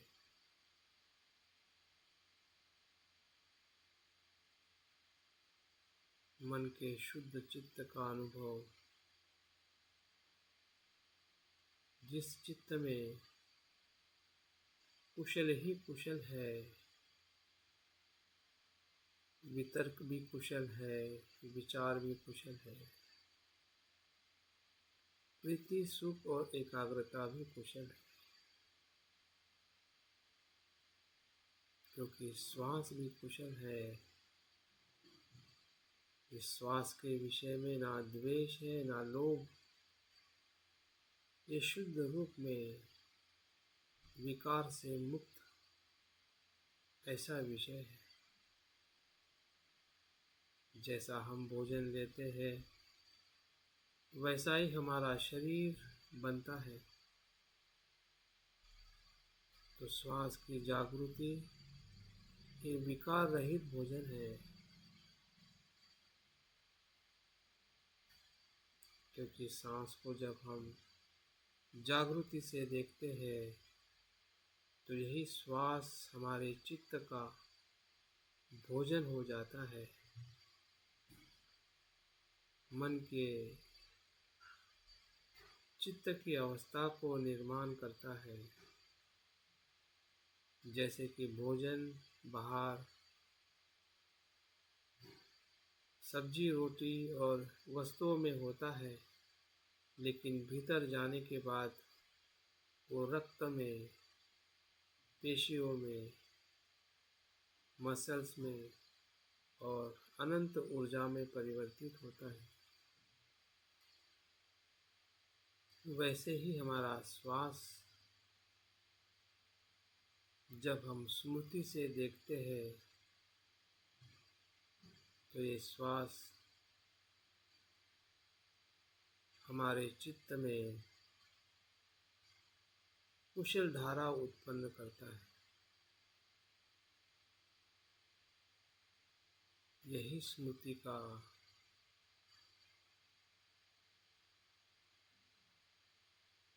सबसे प्राथमिक अनुभव है कि हम स्मृतिमान हो रहे हैं।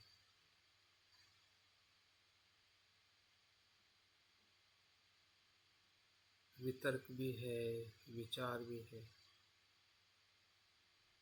प्रीति भी है, सुख और एकरूपता भी, क्योंकि हम सांस के साथ हर क्षण में जुड़े रहने का सजग प्रयास कर रहे हैं।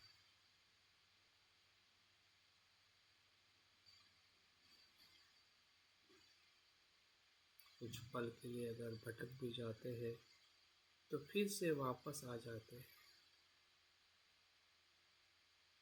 कोई बेचैनी नहीं,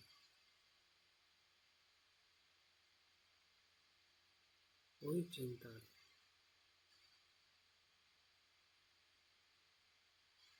सब कुछ सरल, सुंदर और सहज हो रहा है।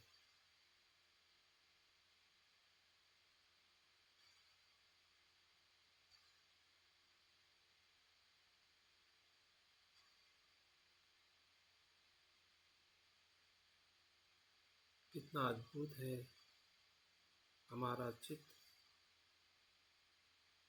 जब उसे हम वर्तमान में जागृति से देखते हैं,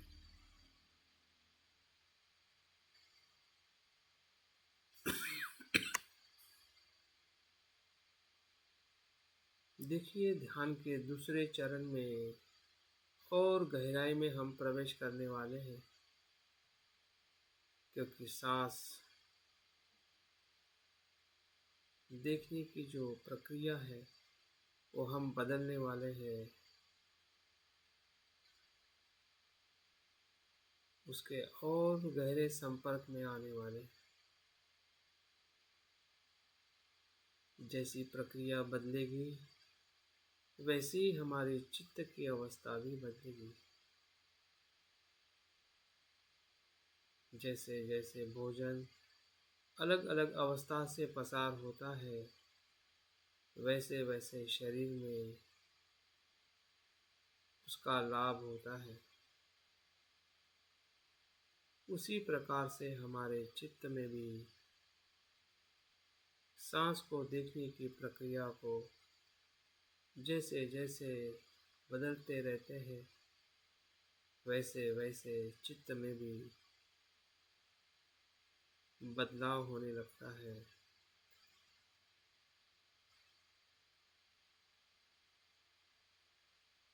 क्योंकि सभी एक दूसरे पे आधारित है, परिवर्तनशील है, इसका भी हमें बोध होने लगता है। सांस को और गहराई से देखें।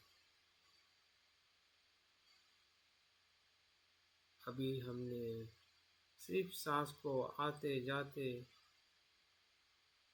सजग सांसें देखते देखते अभी हम उसकी पूरी प्रक्रिया को अनुभव करें। उसके 3 बिंदु को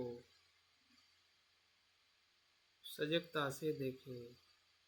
जहाँ से सांस प्रारंभ होता है, नाक के आसपास में, वो प्रथम बिंदु है।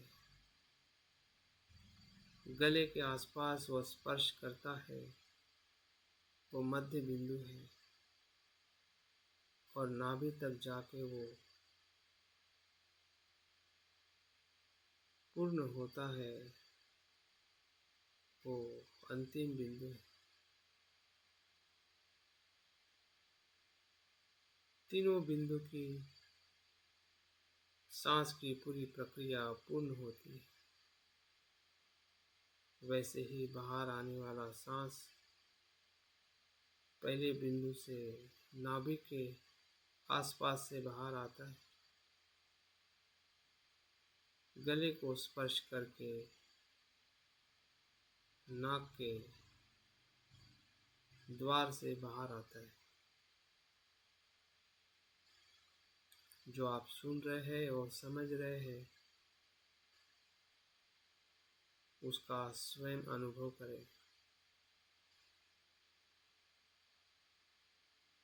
क्या ऐसे ही हो रहा है?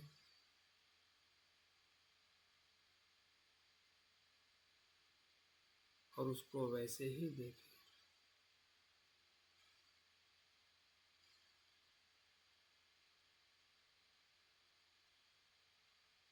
और उसको वैसे ही समझे कि सांस की प्रक्रिया कैसे चल रही है।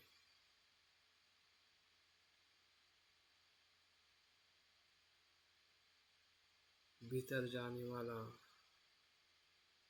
सांस 3 बिंदुओं से कैसे गुजर रहा है,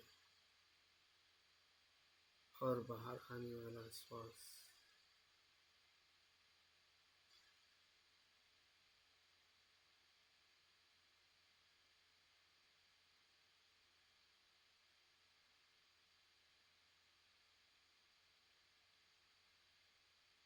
हम और गहरे स्तर पे सांस को देखने का अभ्यास कर रहे हैं, तो हमारे चित्त में भी और गहरा अनुभव हो रहा है।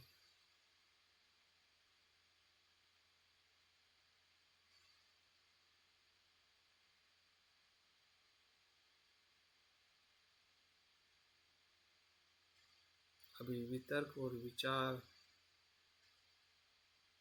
लुप्त हो गए हैं और अभी तीनों ही चित्त की अवस्थाएं हमें अनुभव हो रही है, प्रीति, सुख और एकाग्रता।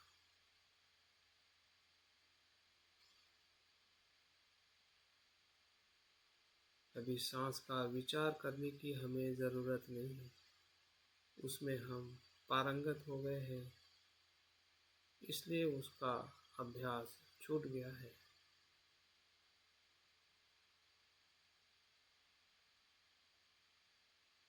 अभी तीनों अंगों का ही हमें सांस देखने में अनुभव हो रहा है, या सांस को देखते देखते हमें चित्त का भी अनुभव हो रहा है।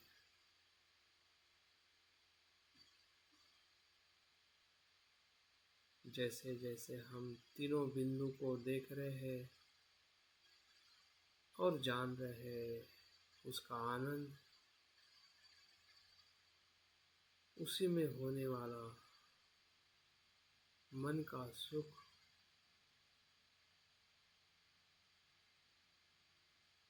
और उसमें और एकरूपता,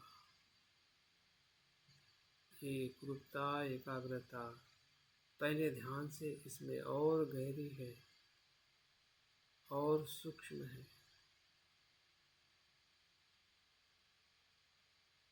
अभी हमारा मन का भटकाव पूरी तरह से शांत हो गया है। अगर कुछ आ भी जाता है तो हम विचलित नहीं होते हैं।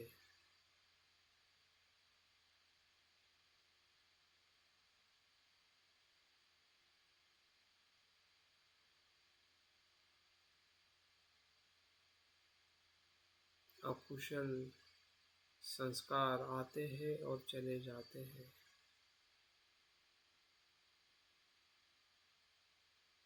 उसमें हमारा बहना रुक गया है। क्यों? कि हम अपने चित्त को सांस के साथ अधिक एकरूप करते जा रहे हैं, क्योंकि चित्त एक समय में एक ही विषय के साथ कार्य करता है, ये उसका स्वभाव है।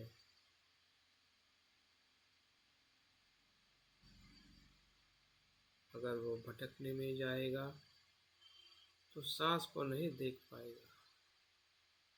अगर सांस को देख रहा है, इसका मतलब हम भटकाव से मुक्त हो गए।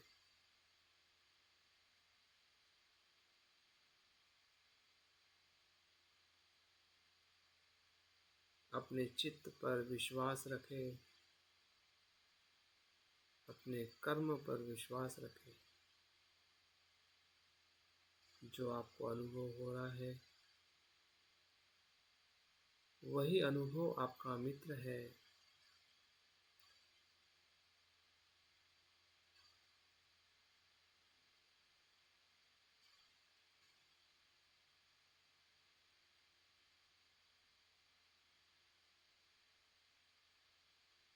सांस को हम और गहराई में देख रहे हैं,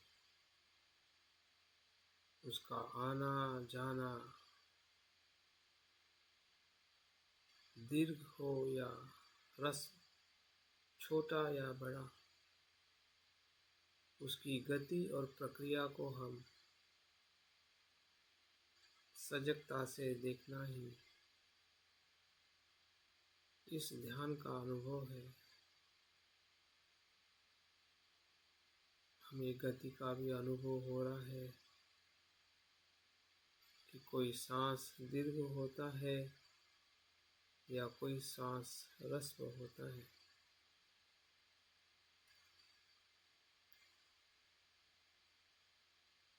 और भीतर जाने वाला सांस की प्रक्रिया, बाहर आने वाले सांस की प्रक्रिया को हम वैसे ही देख रहे हैं जैसे शरीर सांस ले रहा है और छोड़ रहा है। हमारा मन कुछ भी नियंत्रण नहीं कर रहा है, सिर्फ सरलता से उसे वैसे ही देख रहा है और उसी अनुभव को वो समझ रहा है।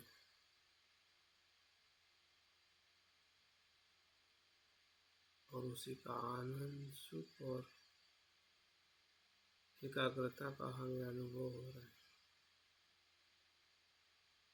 सब कुछ एक दूसरे के साथ जुड़ा हुआ है। ये होने से ये हो रहा है।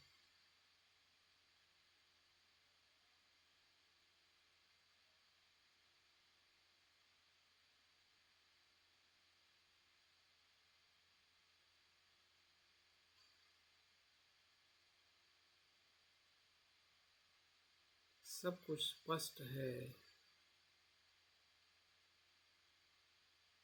जो हमें समझ में आ रहा है।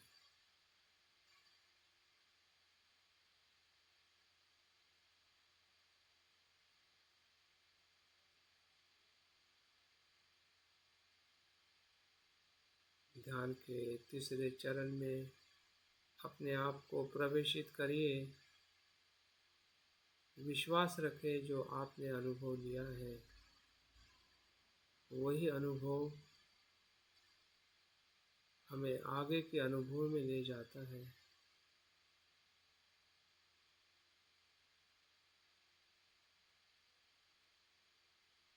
सांस को पूरे शरीर में अनुभव करिए। बुद्ध कहते हैं कि सांस ही हमारा शरीर है और शरीर ही हमारा सांस है। जब हम शरीर को समझ लेते हैं जैसा है वैसे ही हमारा मन शरीर की आसक्तियों से मुक्त होने लगता है।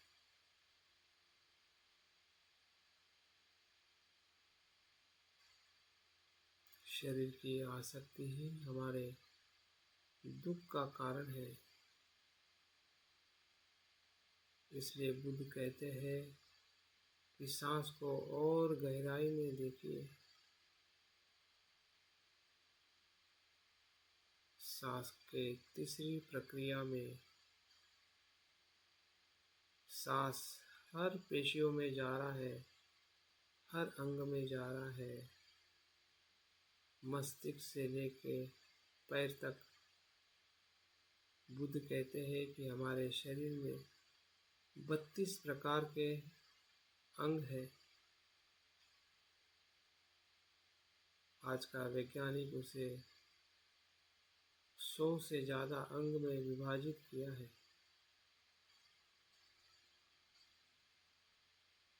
जिसमें हमारा मस्तिष्क, आँखें, कान, नाक, जीभ, गला, हृदय, लंग्स, किडनी, पेट, हृदय,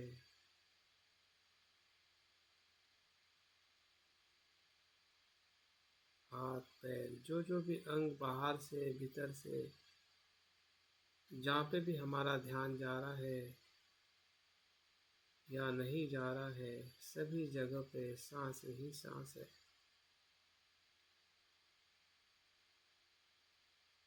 कोई भी अंग सांस से छूटा नहीं है।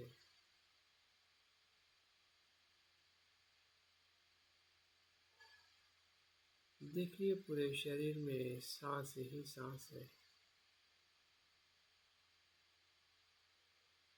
शरीर को देखने का आनंद शायद इसके पहले हमें नहीं हुआ है। प्रकंप ही प्रकंप, तरंग ही तरंग। जो शरीर हमें ठोस दिखाई देता है, नित्य दिखाई देता है, उस भाव से हम मुक्त हो रहे हैं उसका आनंद हमें मिल रहा है।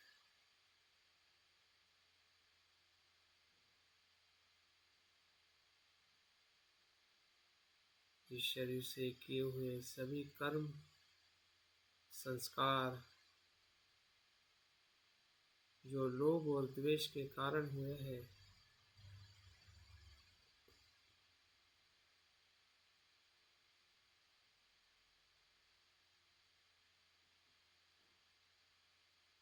जिस शरीर को हम ठोस और नित्य मानते थे, उस धारणा से हमारा चित्त मुक्त होने का आनंद ले रहा है। यही इस प्रक्रिया का अनुभव है।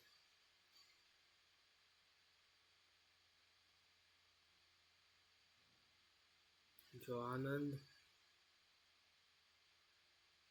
काम छंद में हमें लिया है, उससे शुद्ध आनंद हमें इस शरीर को देखने में मिल रहा है।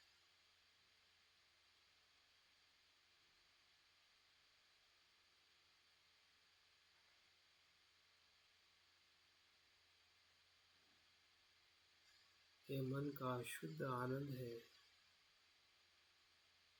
जो काया के हर अंग में हमें अनुभव हो रहा है, जिससे हमारा शरीर हल्का फुल्का, सूक्ष्म और विशाल सभी अनुभव हमारे शरीर में होते हैं।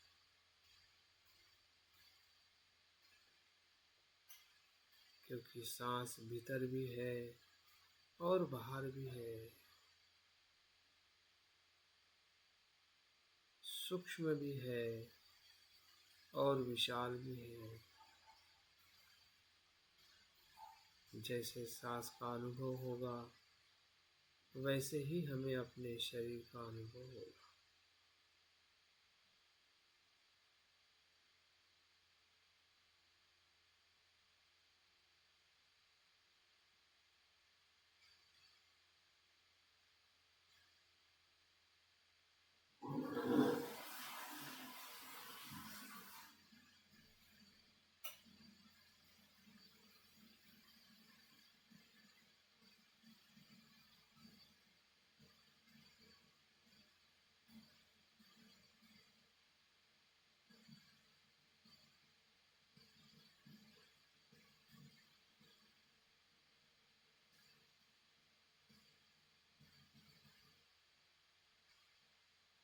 इस अनुभव में प्रीति और सुख का गहरा अनुभव है।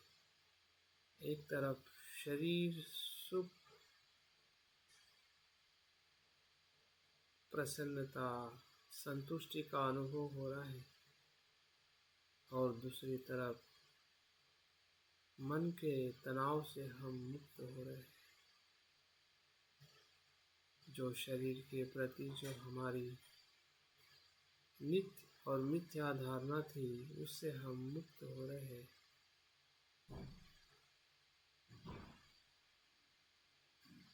शरीर के काम छंदों के कर्मों के प्रति भी हम सजग हो गए हैं कि हमें शरीर का किस प्रकार से सदुपयोग करना है।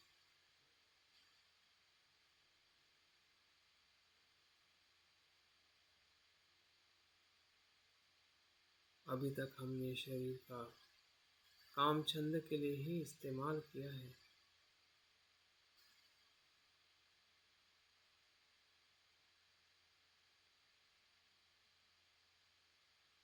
क्योंकि हम इस धारणा में थे कि ये शरीर नित्य है, सुख देने वाला है।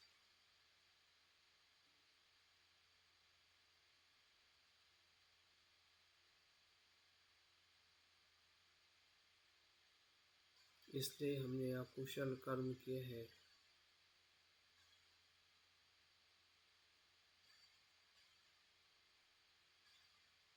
अभी हमें समझ में आ रहा है कि शरीर ऐसा नहीं है, जैसा हम पहले समझते थे, अभी तो तरंग ही तरंग है, ठोस ऐसा कुछ भी नहीं है। ना आंखें नित्य है, ना जवानी नित्य है, ना ये शरीर का कोई भी अंग नित्य है।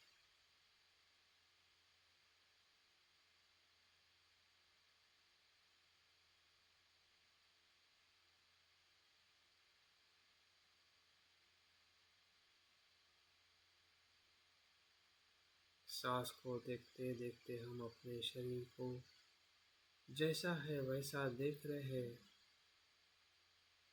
क्योंकि वो वैसा ही है जैसा हमें दिखाई आ रहा है।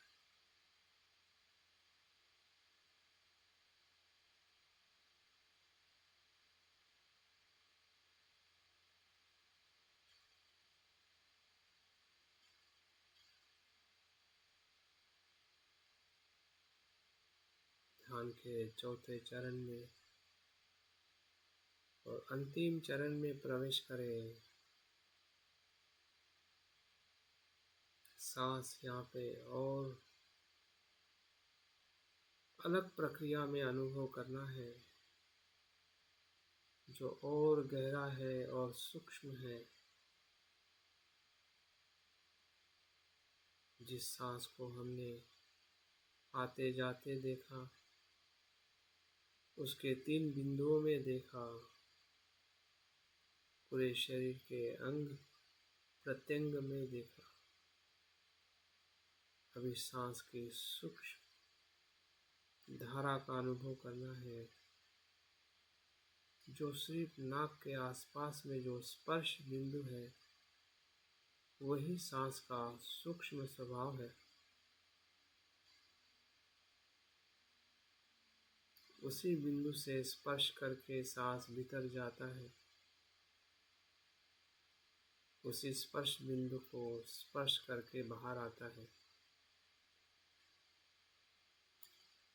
कभी ना हमें सांस को आते जाते देखना है, ना शरीर में देखना है। सब कुछ लक्ष्य स्पर्श बिंदु पर ही लाना है, भले वो आने वाला हो या जाने वाला। सिर्फ स्पर्श है, स्पर्श का अनुभव है, स्पर्श पर ही मन केंद्रित है। वही सूक्ष्म एकाग्रता है। उसी एकाग्रता से चित्त के विशालता का द्वार खुल जाता है। निर्वाण का द्वार खुल जाता है। ये यही द्वार है, यही जगह है जहाँ से हम अनंत चित्त में, कुशल चित्त में प्रवेश करते हैं, जहाँ पे सांस का स्पर्श हो रहा है। उस स्पर्श को अनुभव करें कि स्पर्श क्या है, कहाँ है और कैसा है। कहाँ है? नाक के आसपास है।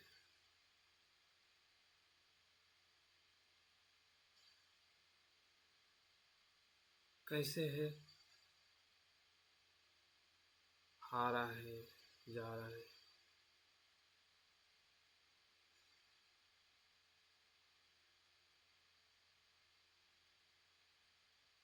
जो स्पर्श बिंदु है, वहाँ पे सांस आ रहा है और जा रहा है, और वहाँ पे स्पर्श उत्पन्न कर रहा है। स्पर्श का अनुभव लीजिए। जितना मन वहाँ पे स्थिर है, एकाग्र है,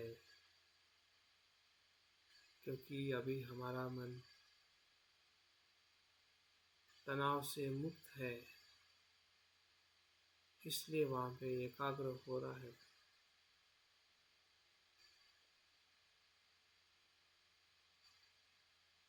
देखिए, उस एकाग्रता से हमें स्पर्श का, आते जाते सांस के स्पर्श का बहुत ही गहराई में अनुभव हो रहा है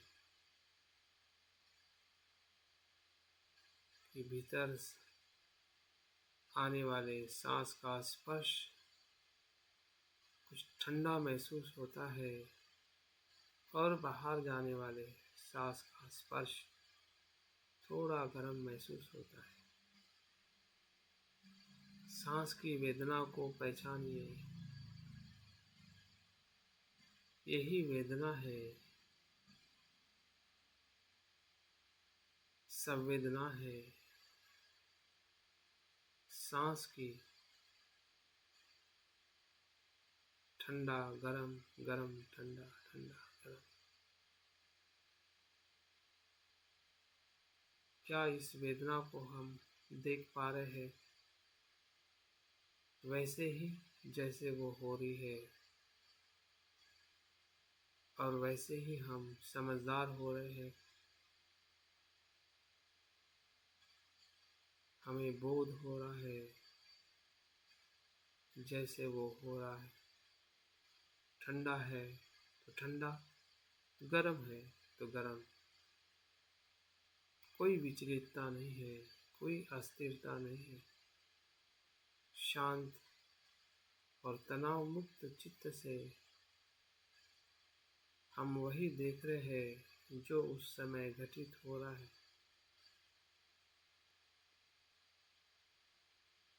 कुछ नियंत्रण नहीं, कुछ अपेक्षा नहीं, कुछ भी दबाव नहीं, सहजता से वही जो हो रहा है वैसे ही जैसे हो रहा है।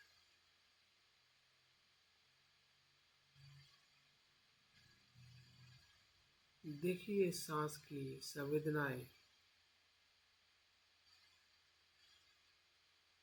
और सूक्ष्म रूप में देखें और गहराई में देखें तो हमें अनुभव हो रहा है कि वो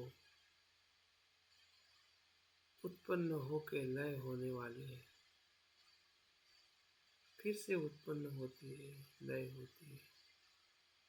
फिर वो गर्म स्पर्श हो या ठंडा स्पर्श हो, ठंडा स्पर्श भी उत्पन्न होकर लय हो रहा है, इसीलिए गर्म स्पर्श उत्पन्न होके वो भी लय हो रहा है। फिर से ठंडा हो रहा है, वो भी उत्पन्न हो रहा है, लय हो रहा है। गरम भी ठंडा, गरम भी उत्पन्न होके लय हो रहा है। क्या इस धर्म को हम देख पा रहे हैं जो श्वास के स्पर्श का धर्म है? भले वो ठंडा हो या गरम, दोनों का धर्म तो एक ही है। स्पर्श अलग अलग है, वेदनाएं अलग अलग है, लेकिन उसका धर्म एक समान है।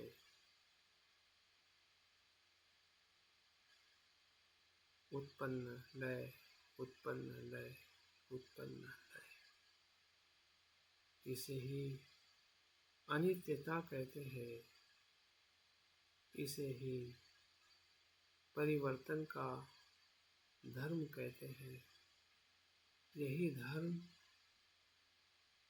बुद्ध की शिक्षा का अनुभव है, जो हमें सांस की अनुभूति से प्राप्त हो रहा है। जो देख रहे हैं, जो समझ रहे हैं, उसी पे विश्वास रखें, वही श्रद्धा है। जो हमें अनुभव हो रहा है ये सत्य है, ये सांस का सत्य है, सांस के धर्म का सत्य है। इसी सांस के धर्म के सत्य को बुद्ध कहते हैं, अपने शरीर को लगा के देखिए, जहाँ जहाँ शरीर की वेदनाएं हो रही है, फिर वो वेदना आपको किसी भी जगह पे हो रही है, पूरा शरीर ही वेदनाओं से बना है, पूरे शरीर में ही वेदना है,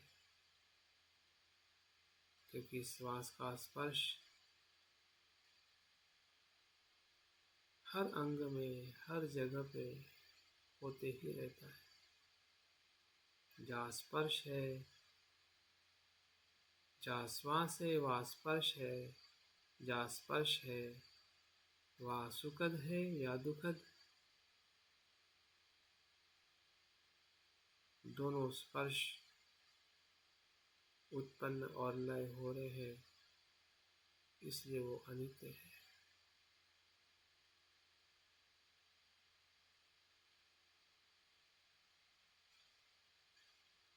क्या इस अनित्यता की शारीरिक वेदनाओं को हम अपने शरीर में अनुभव कर पा रहे हैं? यही कायानुपස්සना है।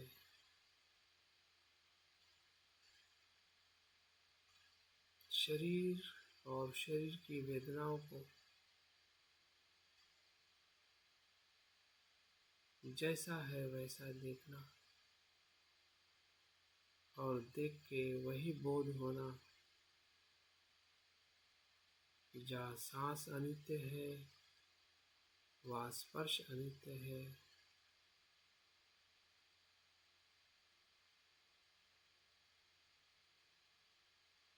फिर वो शरीर हो या शरीर के भीतर या बाहर होने वाली वेदनाएं, फिर वो सुखद हो तो भी वो अनित्य है, और दुखद हो तो भी वो अनित्य है। या ना सुखद हो या ना दुखद, वो भी वेदनाएं अनित्य। क्षण प्रतिक्षण जहाँ जहाँ स्पर्श, वहाँ वहाँ वेदना।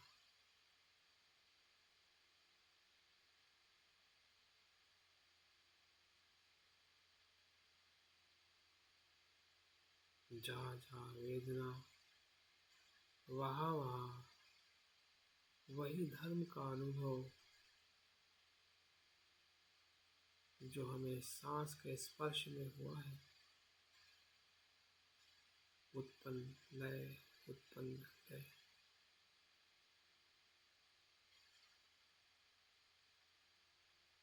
यही ज्ञान, यही बोध हमें अपने वेदना और शरीर से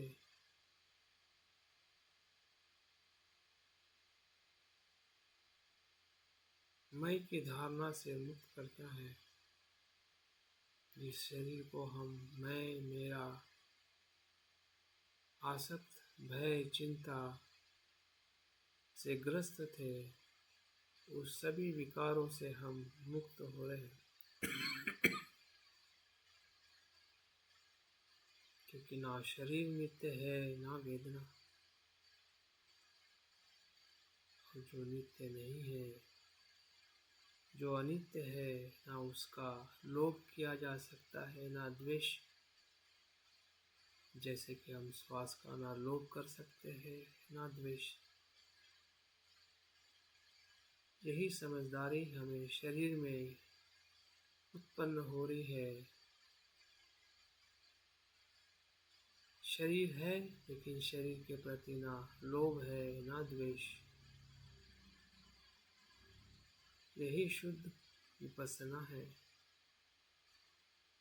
शरीर को शरीर देखना और उस आसक्ति से मुक्त हो जाना,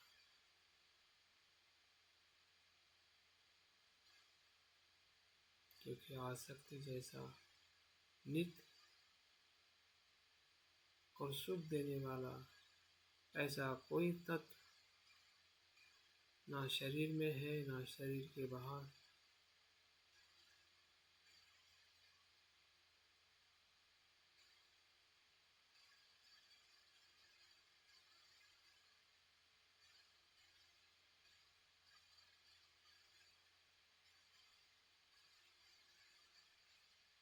इस अनुभव में आना ही, जैसा है वैसा देखना है।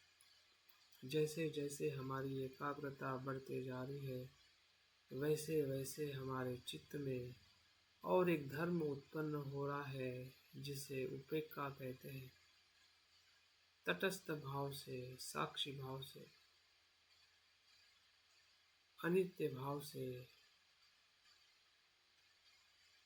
शरीर और वेदना को देखना और स्वीकार करना ही साक्षी भाव है,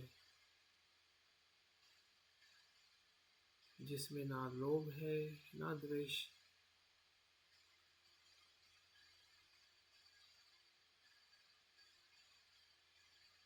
सभी विकारों से मुक्त चित्त ही शुद्ध चित्त है।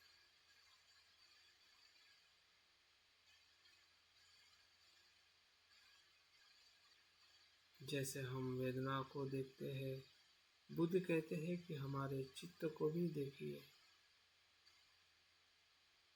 चित्त के धर्म को भी देखिए। फिर वो हमारा कुशल चित्त हो या कुशल,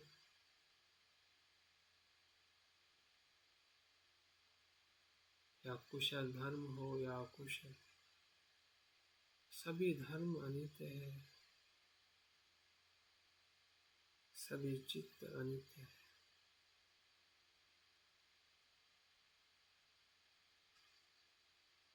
भले चित्त कितना ही मुख्य क्यों ना हो, महत्व का क्यों ना हो, लेकिन वो चित्त भी इसी स्पर्श धर्म से उत्पन्न होता है और लय होके फिर से उत्पन्न होता है।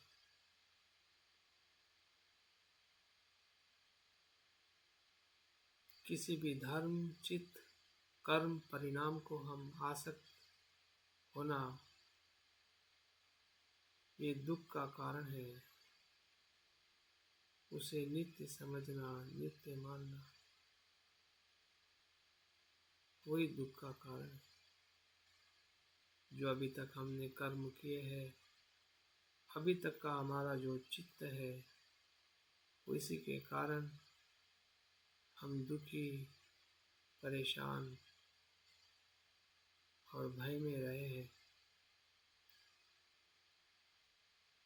अभी हमें समझ में आ रहा है कि चित्त को हमें कैसे देखना है। भले वो कुशल हो तो भी वो अनित्य है, और अकुशल हो तो भी वो अनित्य है। दोनों का धर्म एक ही है। अनुभव, वेदना अलग अलग है, परिणाम अलग अलग है, लेकिन धर्म एक ही है। तो हम अकुशल चित्त से भी धीरे धीरे मुक्त हो सकते हैं। इस पे विश्वास रखना ही विपස්සना है। हमारे कुशल चित्त का और विकास हो सकता है, एक अवस्था से दूसरी अवस्था में जा सकते हैं।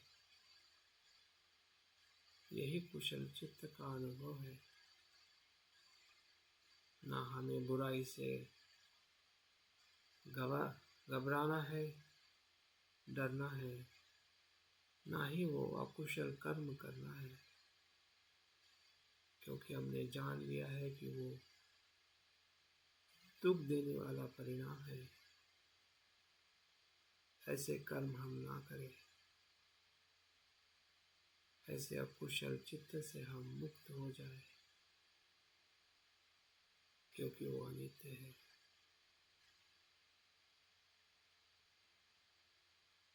सब कुछ जैसा है वैसा हम देख पा रहे हैं।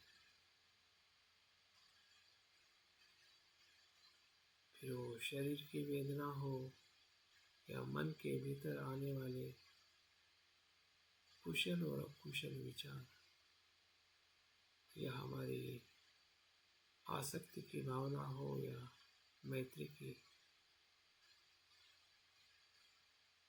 सब कुछ परिवर्तनशील है। हम जैसा है वैसा देख पा रहे हैं। हमारे कर्म को, हमारे चित्त को, और विश्वास होने लगा है अपने आप पर, अपनी प्रज्ञा पर, कि मेरे कुशल कर्म और मेरे अकुशल कर्म दोनों के परिणाम, दोनों का कारण अलग अलग है, लेकिन दोनों का धर्म एक ही है, वो अनित्य है। ना वो मैं हूँ ना मेरा है।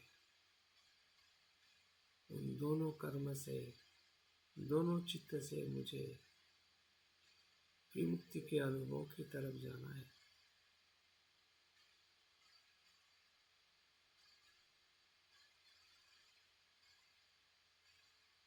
और ये संभव है जिस प्रकार से मैं अपने ध्यान को और जागृति को समझ पा रहा हूँ, वही मेरा मार्ग है जागृति का और प्रज्ञा।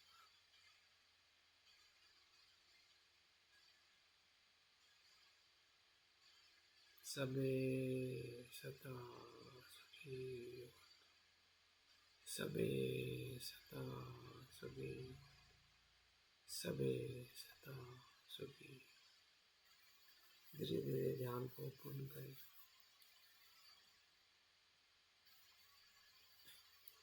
बहुत बहुत साधुवाद ध्यान में बने रहने के लिए।